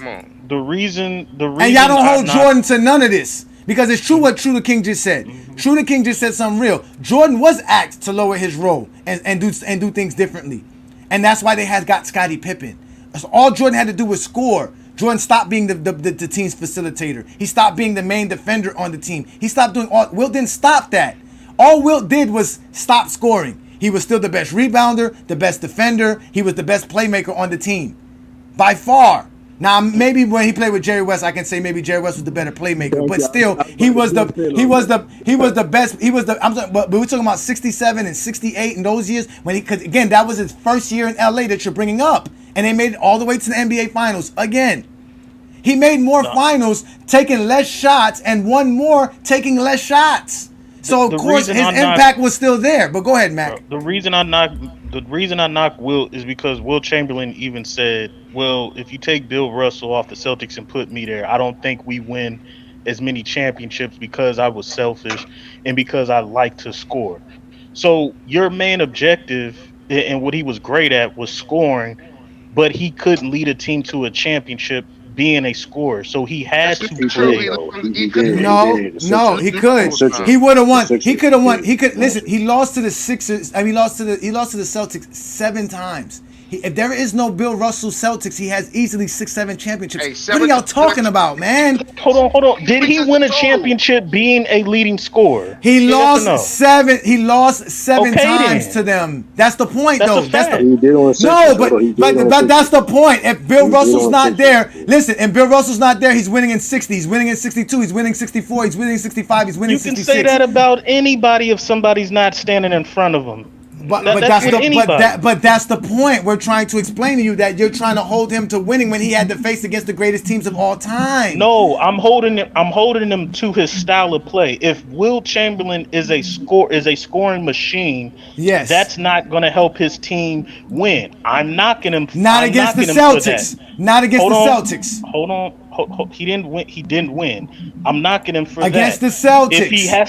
If he has to change his play style and play like Bill Russell to get his more team involved than not scoring, then yes, I'm going to look at that and say, well, your most dominant self, it's not that you couldn't win championships. You even said it yourself, Wilt, that I don't think even if I played with 8 Hall of Famers with the Celtics, we probably would have won less championships. So I had to play. They win 14. If Wilt Chamberlain, if Wilt Chamberlain was born, no. If Wilt Chamberlain was born before Bill Russell, the Celtics are winning 14 NBA championships in a row. That's your opinion. That's But not Wilt opinion. said, I don't think That's, so. wait. Listen. Wilt said Yeah, that I those. don't think so. You're lying. Wilt said that those guys wouldn't be Hall of Famers. Not that he wasn't going to be successful with them. Meaning that they wouldn't have the numbers that they would have had with him, because they wouldn't have been able to be. He said Hall of Famers. He said Hall of Famers. They would have not. Y'all gonna let me talk. I let y'all talk. Y'all gonna fucking let me talk, man. You fucking Zesty Jeffries with your bullshit. I keep tired of you fucking Michael Jordan fans and you fucking Zesty Jeffries with all this bullshit. I'm not lying. You're lying. I'm not the one lying. You're lying. You just makes me sick. Okay? I'm just John Q. Public now. It's just you and me. Mano a mano. I'll teach you to pick Bro, on he a said couple of championship. dimple-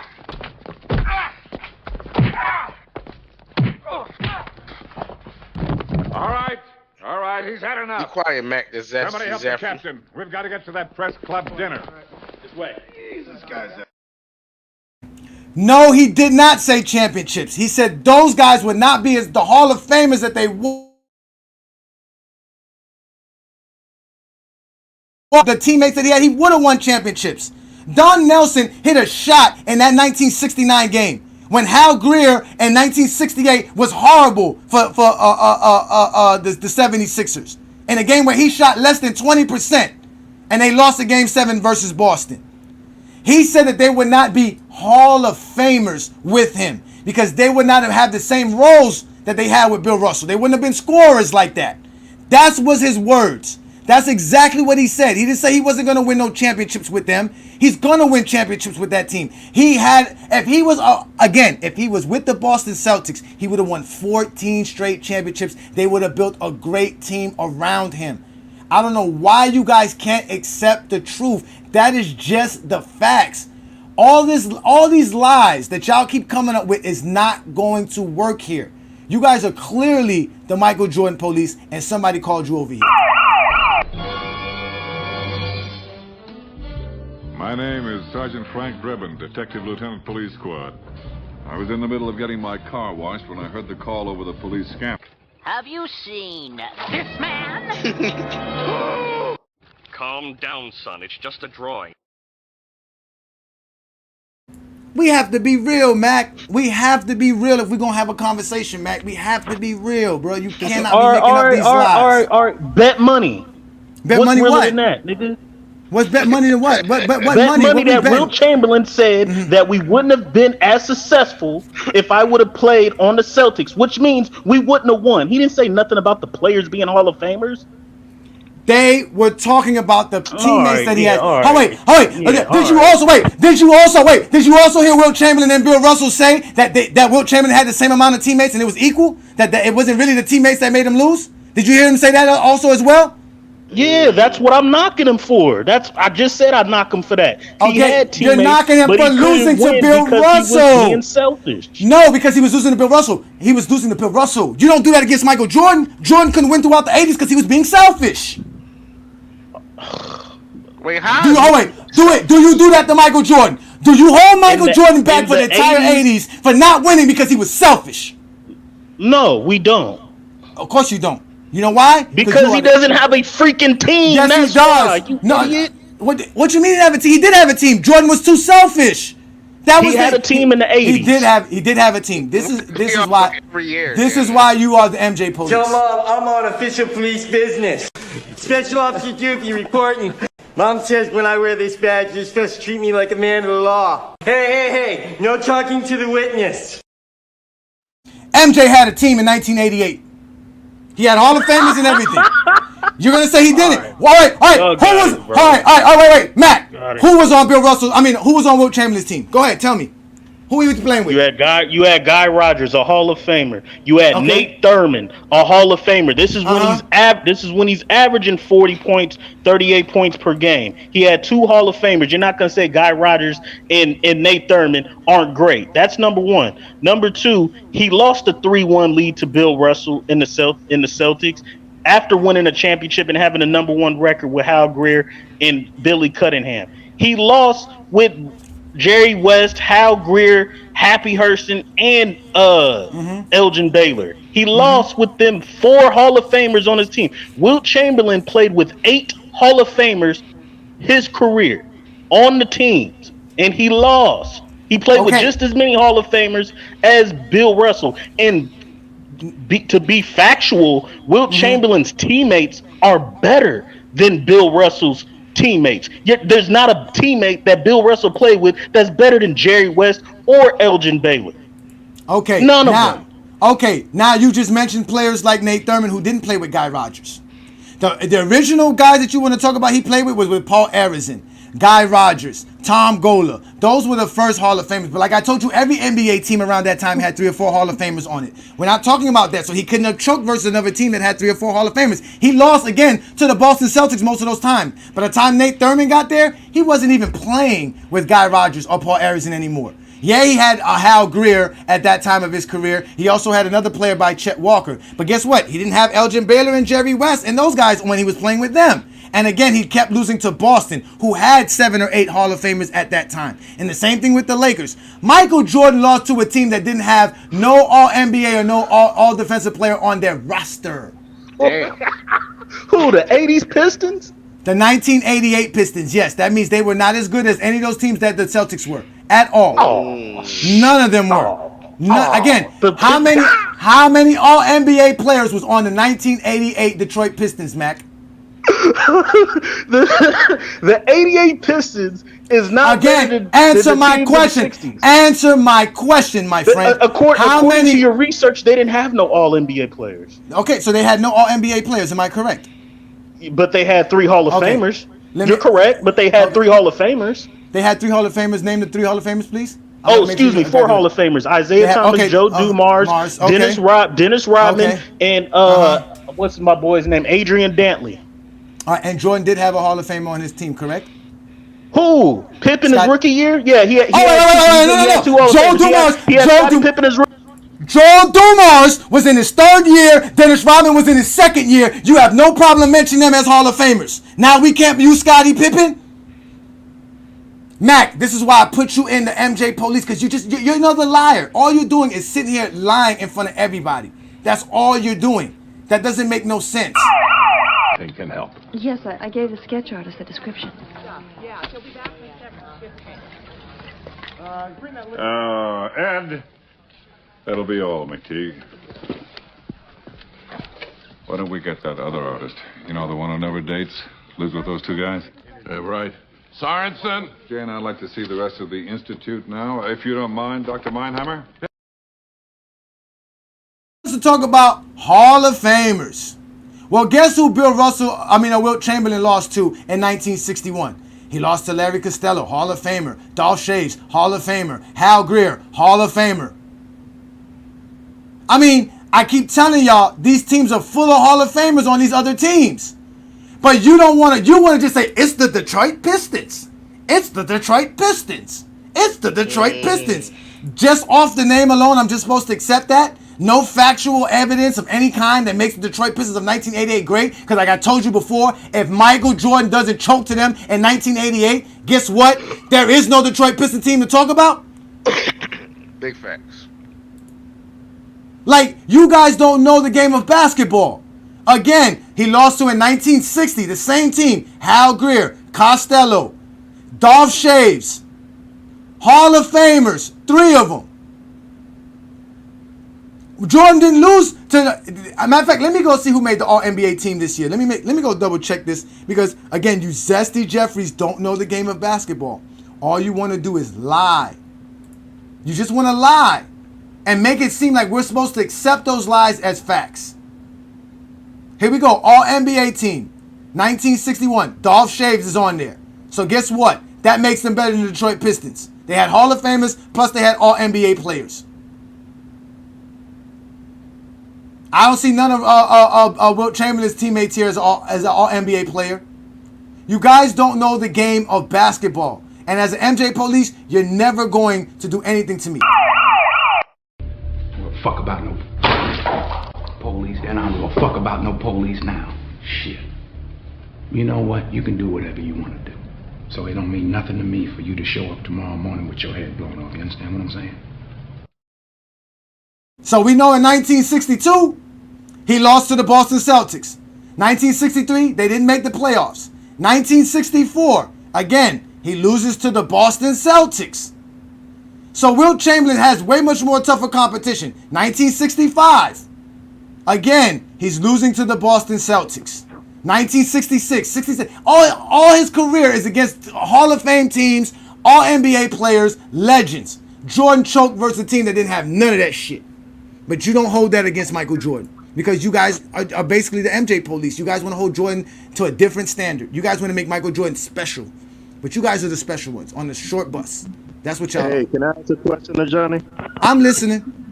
What was the all right? So if you could put in a nutshell the disparity between the Celtics, the 60 Celtics, because from what I'm gathering, you're saying that they had in totality a head and shoulders better team overall than what Wilt had. Am I correct in that assessment? Yeah, but most of the times he had a better team than them. That's definitely okay. Maybe 1969 would have been a little bit different. All right. So if you could put it, in terms of expressing that disparity, how would you how big of a disparity would you say that was? It was a big disparity. That's how great Boston was. They won 11 championships. They won 9. I mean, let's do it like video game style. Overall, let's say the Celtics were what, a 99 overall. Yeah. Wilt Chamberlain's team never reached 99. Wilt Chamberlain never reached a 99 team. What number would you put him at?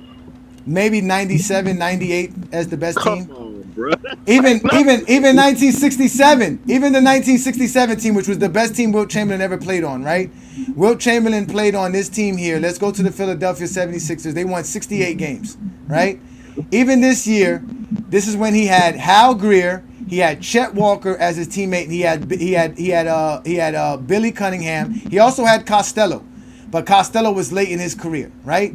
These are all Hall of Famers. This was the best team he ever played it with. Like by hands down, this was the best team. And this team is not a 99 team. This team is not as good as maybe the 64 team. Now, if you want to go by team records and what the accomplishments was, obviously they were one of the greatest teams of all time. But if you go by the roster, like you're saying, we go player by player, yeah, man, the Celtics always had great players. All right. So by your own admission, the disparity is from like a 99 compared to like a 97, right? All right. And then what is that stat they always give when they say the total amount of points that Wilt lost to the Celtics by? How much was it? I don't know the number. I always hear it rattled off on panels. I think what it was like 8 total points or no? They played 4 game 7s versus one another, and those 4 games were a total of 9 points differential. Okay, that's the stat, right? So you're talking about a 99 compared to a 97 overall. That's barely any separation, right?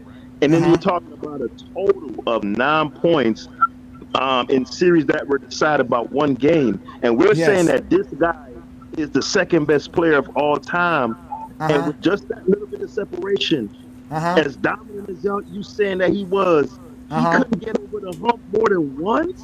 Yes, because again, you have to listen, Peter. Listen, Peter. Michael Jordan couldn't get over the hump neither. I keep telling y'all this. There was a lot of situations like in 1964 when they were in that game 7 and Bill Russell knocks the ball off the top of the banister, and the ball now goes to Philadelphia, or I believe, what's it called at that time, right? And you get the famous steal by Havlicek that had nothing to do with Wilt Chamberlain. If they get the ball to Wilt Chamberlain, they score and win that game. But they get a turnover because Havlicek made a steal. In 1968, in a game 7, where Wilt Chamberlain balled out, Hal Greer, I told you, went 4 of 21 from the field. The same guy that y'all want to give credit to say that he had the teammates and he had help with, bummed out in that game 7 for him. Another game 7 where Paul Arizin didn't ball. That was in the 1962 game. He didn't show up while Wilt Chamberlain was there. Again, against the Boston Celtics, Wilt Chamberlain balled out.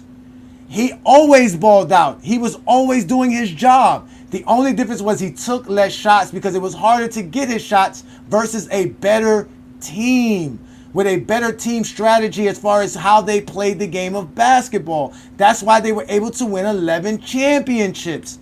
And that's why if he was on Boston, they would have won 14.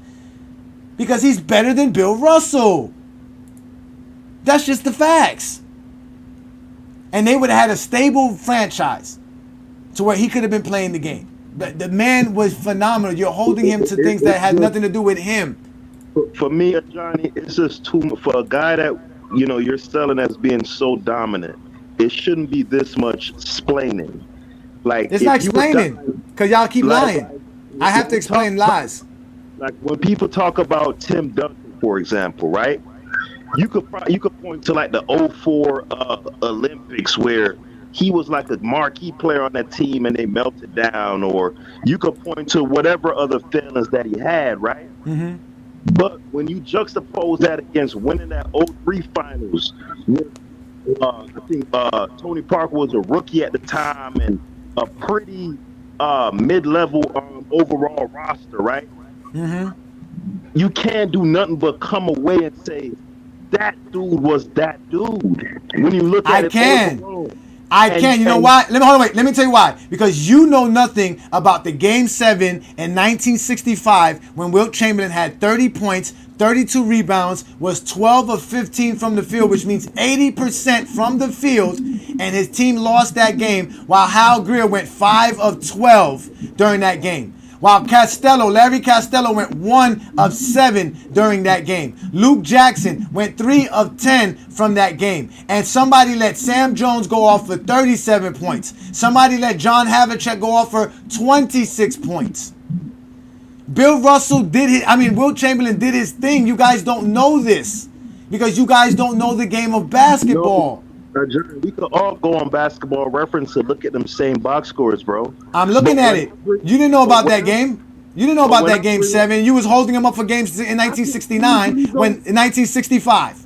1965, when he was averaging 30 points per game, he went for 30 and 32 in a Game 7, shooting 80% from the field.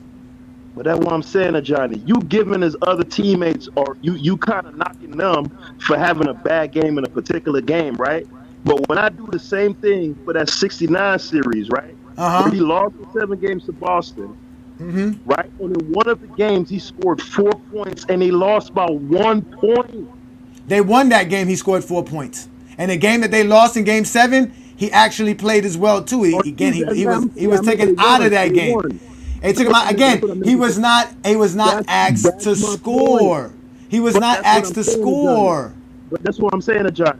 If your team can win against the vaunted Boston Celtics, right, with you scoring 4 points, that lets me know that your team wasn't no trash ass team. They were right there. And I told you 1969 was the one year that he might have had the better team than Boston. That's what I said. But again, he was still the third option. And he had 2 8-point games in the finals after scoring 20. That had nothing to do with why they lost that series. You keep trying to blame it on that one. That had nothing to do with it. You can't be serious right now, bro. Yes, I'm being serious. That had nothing to do with it because that was his role. If that's his role, if they can win with him scoring 4 points, why do you want him to score more? He was scoring 20 points in that reduced role. So that was the standard in that reduced role. No, because it's different when you're playing Boston and Bill Russell. He's not averaging that against them. He's taking less shots versus them. He's averaging 19. They're telling him not to shoot the ball. He's told not to do that. Even if we go to the Game 7 in Boston, right? Game 7, 1962 NBA Finals, right? Let's go to this game here. Wilt Chamberlain has 22 points and 22 rebounds. He's 8 of 9 from the free throw line. He's 7 of 15 from the field. At the end of the day, he just shoots less when he's playing against Bill Russell. It's not like he's not scoring. Or effective. He's effective in everywhere in the game. You don't know the game because you think it's all about scoring. It's not about scoring. It's about everything else. He still did everything else. He blocked shots. He defended the paint. He rebounded. He passed the ball. He set screens. He did everything he was supposed to do. You guys don't get the game of basketball. You don't understand it. Johnny, what determines the winner of the game? The team that has the most rebounds or the team that has the most points? How do you score without the ball? How do you score without the ball, Peter? Ajani. How can you score without the ball? Okay, then. How do you get the ball? How do you get the ball? You demand it. That's how. How? Oh, wait. The demand is not a stat. There is no stat that says demand. How do you get the ball as a team? How do you get a possession? Answer the question. Answer my question. Why can't you motherfuckers ever answer my question? I'm going to ask you it again, Peter, because I don't have time for this. I'm going to ask you again. How does a team gain possession? Answer that question. Don't say nothing else but the answer. What is the answer? How does a team gain possession? Yes. Well, I don't understand. How does a team gain possession of the ball? A team gains possession by either rebounding the ball, meaning the other team missed and you get the ball. So you do need to fucking rebound to have the possession of the basketball. Or cause a turnover, which means you either doing a steal, blocking a shot.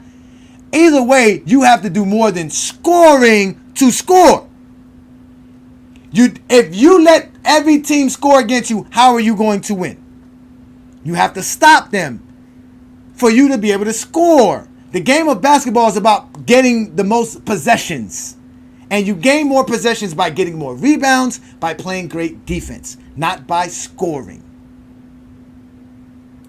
Thank you, Lamont, for that.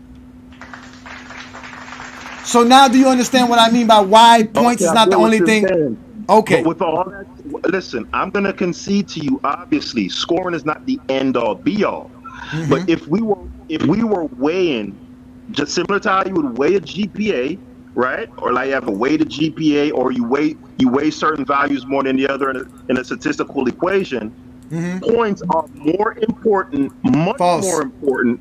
Let me finish my sentence. Mm-hmm. Points are much more important than any other ancillary stat. Rebounds are a function of missed shots. False. Okay? False, Peter. False, Peter. False. This is why GOAT James Kingdom exists. Scoring is not the most important part of basketball. That is a subjective personal preference because you like Michael Jordan, Kobe Bryant. It is not the most important aspect. The guy who averaged 15 points per game and rebounded and played defense more won more championships than anybody in NBA history. Why? Because there's more to basketball than just putting it in the hoop. The game started. Matter of fact, that's what I'm gonna do. Next week, we're gonna make the show about the rules of basketball. Not the rules of the NBA, but the rules of basketball. I got a lot of education and a lot of exposure to do with you guys here. I see that very well. There was a point in time in the game of basketball, dribbling was illegal. So that means you must pass the ball to actually get a basket. So in that term, and under those ideologies, is scoring really the most important part of basketball? Because if you can't pass, you're not going to score. The same way if you can't dribble, you're never going to score. You guys have to stop with this idea that points and scoring is the only important or the most important factor in the game of basketball. It is not. There is so much facets of the game, which is why it is a great game. Which is why none of you Zesty Jeffries could appreciate the game. Besides the 1990s when Jordan played. And real basketball fans that are outside of the Zesty Jeffrey-ness can appreciate basketball. Including the 60s and including today's NBA. We appreciate the 90s. We just know the 90s is not that great.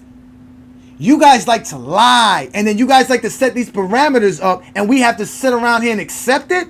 I don't need to accept that you think scoring is the most important part when I'm watching Bill Russell not score and win championships. Clearly, the game of basketball is more than just scoring. There's so much that goes into it. It's just like with the Stephen Curry nonsense. People are telling me Stephen Curry is a better basketball player than Magic Johnson because he could run around the basketball court without the basketball better than Magic Johnson. Get the fuck out of here. I don't give a damn how many times Stephen Curry's running around the basketball court. If he doesn't have the basketball in his hand, he is not a threat. And And if somebody's not setting a screen for him, he is not a threat.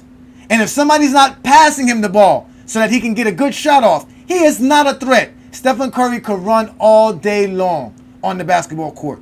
He can't even separate himself. He's not that athletic. He's not separating himself from a Patrick Beverly. He's not separating himself from a Westbrook. He's not fast enough. He has to run around screens. So that means the screen is just as important as Stephen Curry running around. You guys don't know the game of basketball, and it's sad. It really is sad, man.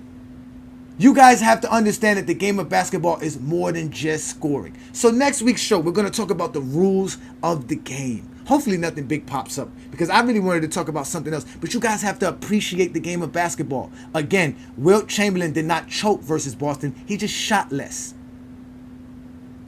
His career numbers are not bad because he was choking in the playoffs. He just shot less in the playoffs. And the only reason he shot less in the playoffs was because he was asked to shoot less later on in his career. All the numbers are here for you to see. The man went from taking 31 shots per game his first 7 years in the regular season to 26. His field goal percentage only went down a half a point, or point about 1 point, something like that. Yeah, a half a point. And it was the same thing. And you see the difference. He went from taking 26 shots to 13 shots. It's not because he's bad. His field goal percentage went up. His rebounds went up. His assists went up. His game impact went up. His influence on the game went up. Everything about his game went up besides the fact that he just decided to stop scoring. And we should thank Wilt Chamberlain that he stopped scoring. Because if Wilt Chamberlain would have kept doing what he was doing between 1960 and 1966, he would have 45,000 points. Easily. Tyson, what I'm doing is exposing people who don't know the game of basketball, like I always do on that Friday Night Exposure. Hit that like button, sir. Hit that subscribe button. Become a member of the channel. Check us out and see what we do best here, man. We talk the game. They can't talk the game. They can only talk narratives, lies. And I can't take it anymore. That's why I had to make a whole show about Wilt Chamberlain, because people do not know how great of a basketball player Wilt Chamberlain was. They want to say, if he was that great, why didn't he just always win? Well, if Jordan was that great, why didn't he always win? Why was he 1-9 with Scottie Pippen? Without Scottie Pippen, I mean. Matter of fact, why does he have more losing seasons than Wilt Chamberlain? Don't bring up this nonsense about tough competition, because the 90s did not have the competition that I mentioned. He did not go up against the teams that Wilt Chamberlain went up against at all. Jordan always had the better roster. So this is what y'all do. That's why I'm glad I did this show, for y'all to understand how much similar Wilt Chamberlain and Michael Jordan careers are. But all y'all do is lie. Y'all can't accept it. Wilt Chamberlain has complete impact. Straight impact. And none of y'all have proven me differently or otherwise on tonight's program. All I've proven to you is how great of a player Wilt Chamberlain is. And all y'all want to do is discredit everybody. Mind y'all, they say that it's us LeBron fans that discredit eras, that disrespects legacies and legends and icons of the game, all for the sake of LeBron James. But y'all heard every last one of the Zesty Jeffries that come up here all the time, excluding Mac, because Mac's not really a Zesty Jeffrey. He's just the MJ police. Peter, you are a Zesty Jeffrey. You are a Zesty Jeffrey. You have him as the GOAT, and you talk like a Zesty Jeffrey. When you heard them all disrespect the 60s, they all disrespected Wilt Chamberlain. They mind you, they credited Bill Russell for beating Wilt Chamberlain, but they don't credit Bill Russell when it comes to 11 championships, and that's the factor. That's the facts. Because like I told y'all, when Wilt Chamberlain had to go up against Bill Russell's Celtics, that's why he lost so much. If he doesn't go up against the Celtics 8 times out of his whole career, that means he faced the Celtics 8 out of 14 seasons. That's more than half of his career. 60% of Wilt Chamberlain's career was facing Boston. And he gave them some tough matchups. He would have won a championship in 1960 if it wasn't for Boston. Would have won it in 1962. Would have definitely won it in 1964. Would have won it in 65. Would have won it in 66. Would have won it in 67, would have won it in 68, 69. Matter of fact, Wilt Chamberlain would have been the championship from 69, from 64, 66, all the way to 69. He would have 6 straight championships. Then y'all would have nothing to say. But all because Bill Russell existed, all of that changed. Which is why Bill Russell is the greatest winner of all time. Because he understood how to win the game of basketball. He was definitely a greater winner than Wilt Chamberlain. But he wasn't a better player than Wilt Chamberlain. He understood how to be a team player better than Wilt Chamberlain because he did that his whole career. Wilt Chamberlain did that late in his career. That's why Wilt Chamberlain made 5 finals his last 5 years. I mean, 6 out of his last 5 years. I mean, the 5 out of his last 6 years. Excuse my language here. I'm getting caught up. See, it's getting late. So I'm going to get up out of here. I'm going to get up out of here, Peter. I'm not going to let you get your last word in because I got to get up out of here. I can't sit here and take this anymore. I'm not even talking LeBron James and Michael Jordan. I'm talking Wilt Chamberlain. Y'all brought up Michael Jordan. Y'all brought up LeBron James. I just showed y'all why Wilt Chamberlain is the true GOAT of basketball. And why, for me, he is Thanos. Okay? And the reason I call him Thanos, because it legitimately, for you to beat Wilt Chamberlain, it takes the Avengers.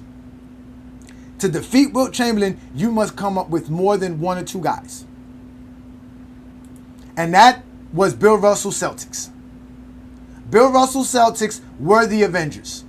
They were able to completely change everything about how dominant Wilt Chamberlain was. And thankful for us that that happened, because if not, there is no argument that Wilt Chamberlain is the greatest player of all time if he leaves the league with 8, 9 NBA championships, including all the other things that he did. He would have won more MVPs if it wasn't for Bill Russell. Bill Russell won 4 MVPs while playing with Wilt Chamberlain in the league. So imagine how many MVPs Wilt Chamberlain would have had without a Bill Russell. Michael Jordan didn't have a Bill Russell to compete with. Michael Jordan's greatest competition was Karl Malone. But Wilt was misunderstood. He was a phenomenal player. He played the game like none other. But it was hard to understand how great he was, and let's let his peers break it down. Chamberlain was concerned about Chamberlain. He was in love with his stats. I think showing his peers that he could score 50 a game, that he could get 24 rebounds, that he could get 8 assists. I think that was enough for Wilt to say, look, they're the numbers. He was so great that no matter what he did, people never accepted it as being enough. If you look at his records and the records that he set, I always thought it was like watching him in slow motion. I thought he could have even done more. If you win, everybody says, well, look at him, he's that big. If you lose, it's, how could he lose a guy that size? I think it's confused him. He would have been better in an individual sport. He'd have been much better just competing for himself. Facts. Facts. Wilt was so great that none of his coaches or anybody around him could truly understand his greatness. They were just in awe of him. They couldn't believe it. Just being around him put you in awe. The man was just incredible. You guys want to see how much of an awe he used to put his teammates in? Let's just look at this. I'm going to tell you something. As bad as you looked, you didn't miss by that much. No, it was on top of the ball. You see me make 2 in a row. No, I had to set for a fair. There you go. I'm good for $5. I just take the last 3 of them. I don't care. This is the one I'm talking about for $5. Get up! Get up! Did you see their faces? They couldn't believe what they were watching Wilt Chamberlain do. This is a 7-footer shooting like that from the outside. The man was incredible. He dominated the game like none other. He was great. He was Wilt Chamberlain. Wilt Norman Chamberlain.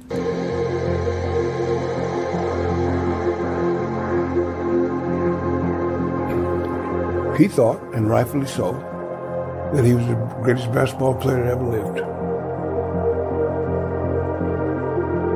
Physically, he was still the most imposing physical player that ever played this league, period. There's no one that's come close to him in terms of just physical prowess. And as athletic as any man who ever walked the earth. You try guarding that on a basketball court sometime. This was more than just some big guy who dunked the basketball and ran up and down the court. This was a true athlete, and his physical prowess was unbelievable. He's going to the basket. Deep, there's Wilt to block the shot. Boy, Wilt blocked that nicely. Wilt playing another tremendous game. Wrap around pass. The Globetrotters are here and jumping in. Great play for the big man. Man, I don't know what else to tell y'all. See, and this is why the Friday Night Exposure exists. All right? Because I like to break the game down like this. I have a passion for history. I have a passion for the game of basketball. So every Friday night, right here on the GOAT James Kingdom platform, also on FYF Sports Debate. Shout out to Lamont. Appreciate you, brother, for giving us the opportunity to multi-stream on your channel as well. We go live every Friday night, 9 p.m. Eastern, where I expose people who don't talk the game of basketball correctly. And as y'all can see, there's a lot of people who can't talk the game correctly without having to knock players down for the sake of the player that they like the most, or for the logic that they perceive as to be the logic that needs to be for everybody. At the end of the day, greatness is greatness. I appreciate greatness. And because of that, I have Wilt Chamberlain as number 2 on my list. Because with all of his stats, accolades, and achievement, there is no way Wilt Chamberlain is not the second greatest basketball player of all time. He was the original GOAT till LeBron James stepped up on the scene. Then from there, if you want to throw in MJ and Kareem, Russell, Magic, all these other guys that you guys like to put in the top 5, we all know that those are the common names that get called for the top 5. You could throw them in there. But Wilt Chamberlain has to be in your top 5 greatest players of all time, hands down, especially if you're a Zesty Jeffrey. Everything about Michael Jordan that you love, Wilt Chamberlain was that. The only difference was Wilt Chamberlain Michael Jordan didn't have to deal with the Boston Celtics of the 60s. If Wilt Chamberlain was in the 90s, he would dominate the 90s. The man understood the game of basketball. You don't believe me? Let's let him tell you. The 25-year-old Wilt Chamberlain, transplanted into today's NBA, what do you do? Well, you can take Russell with you. It's simple for me. It may be a little different for Russ, but simple for me. I think it'd be as easy for Russ. You see, with the new rules, which are all slant to help the offense. Now, when I get the ball, instead of having 2 and 3 people and Russ all at me at the same time, I'm by myself with one guy. I would love it. 50 points, maybe 60 points, maybe 70 points a game. Because I have nobody. Wait a minute. Well, you asked me a question, right? 70 a game? Well, the last 10 games, I was talking to Russ about the last 10 games of my 61-62 season, right before I scored 100 points, I averaged about 71 points a game. Yeah, you were on a rampage. Yeah, but I'm saying to you, but it's easier now. I was too fast. I was too strong. One guy is not going to take me down in that particular way. The best basketball athletes I've ever seen played in the 50s and 60s. So Wilt Chamberlain did not have no problem letting y'all know how great of a player he was. These are all his accolades and achievements. Not all of his achievements in general. We know he has numerous records that'll never be broken. This is why he's Thanos. He has cemented himself as this. There is no denying Wilt Chamberlain's dominance. He's the most dominant player in NBA history. No one ever dominated the game more than Wilt Chamberlain. When we're talking about as a player, not team success, as a player. So ladies and gentlemen, you have now seen what I do here on a Friday Night Exposure. All I do is expose factual stuff and bring real truth to the people out here. I don't have no reason to lie. I don't have no reason for nothing.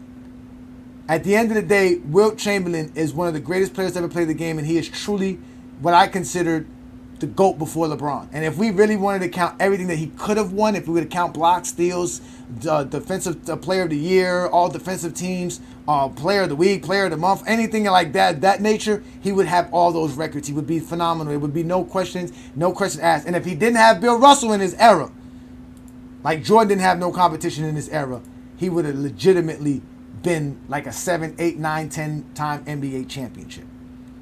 But ladies and gentlemen, we are the GOAT James Kingdom channel. I'm Ajani the Exposer. I go live every Friday, 9 p.m. Eastern. But we go live 12 noon on Sundays for the GOAT James Kingdom show. You guys can join us every Sunday for the GOAT James Kingdom show with B. Lee and Ajani, where we talk the GOAT conversation and we talk the game of basketball. Brandon and I do it like none other. We go live every Sunday. You can catch us then. We do it big time. Again, we are the GOAT James Kingdom platform. You guys check out our membership. Become a member of the GOAT James Kingdom platform. We have several perks, several tiers for all of our members. Become a member of the channel. Also subscribe and become a member of Lamont's channel, which is the FYF Sports Debate. There's a whole slew of information that we provide to you guys. We're on YouTube, Facebook, IG, TikTok, Twitter, Discord, Twitch. We're all over the place. Sign up for these programs that we got going on because we're going to continue to give you guys the true things about basketball. Today's show, again, ladies and gentlemen, was about Wilt Chamberlain and why I call him Thanos. And why he's, to me, the second greatest player to ever play the game of basketball. So again, ladies and gentlemen, it has been a great evening. It's been another great Friday night exposure with the Exposer. You have now been exposed by the Exposer. I'll be back next week with another topic and another great slideshow of information for you guys so that we can continue to talk the game of basketball. But again, y'all make sure to hit that like button, hit that subscribe button, become a member of the channel. Don't be afraid to pop up when I put the link as well, because that's what it's all about. But today, a lot of you guys got an L. So take those L's with you. Go home. It's over. Go drink some Hennessy, I guess. Do what you do best. But I'm out of here, ladies and gentlemen. If you're a basketball fan and you're tired of basketball shows that talk about fake narratives and using non-basketball terms like killer instinct, playoff translation, gravity, come to GOAT James Kingdom.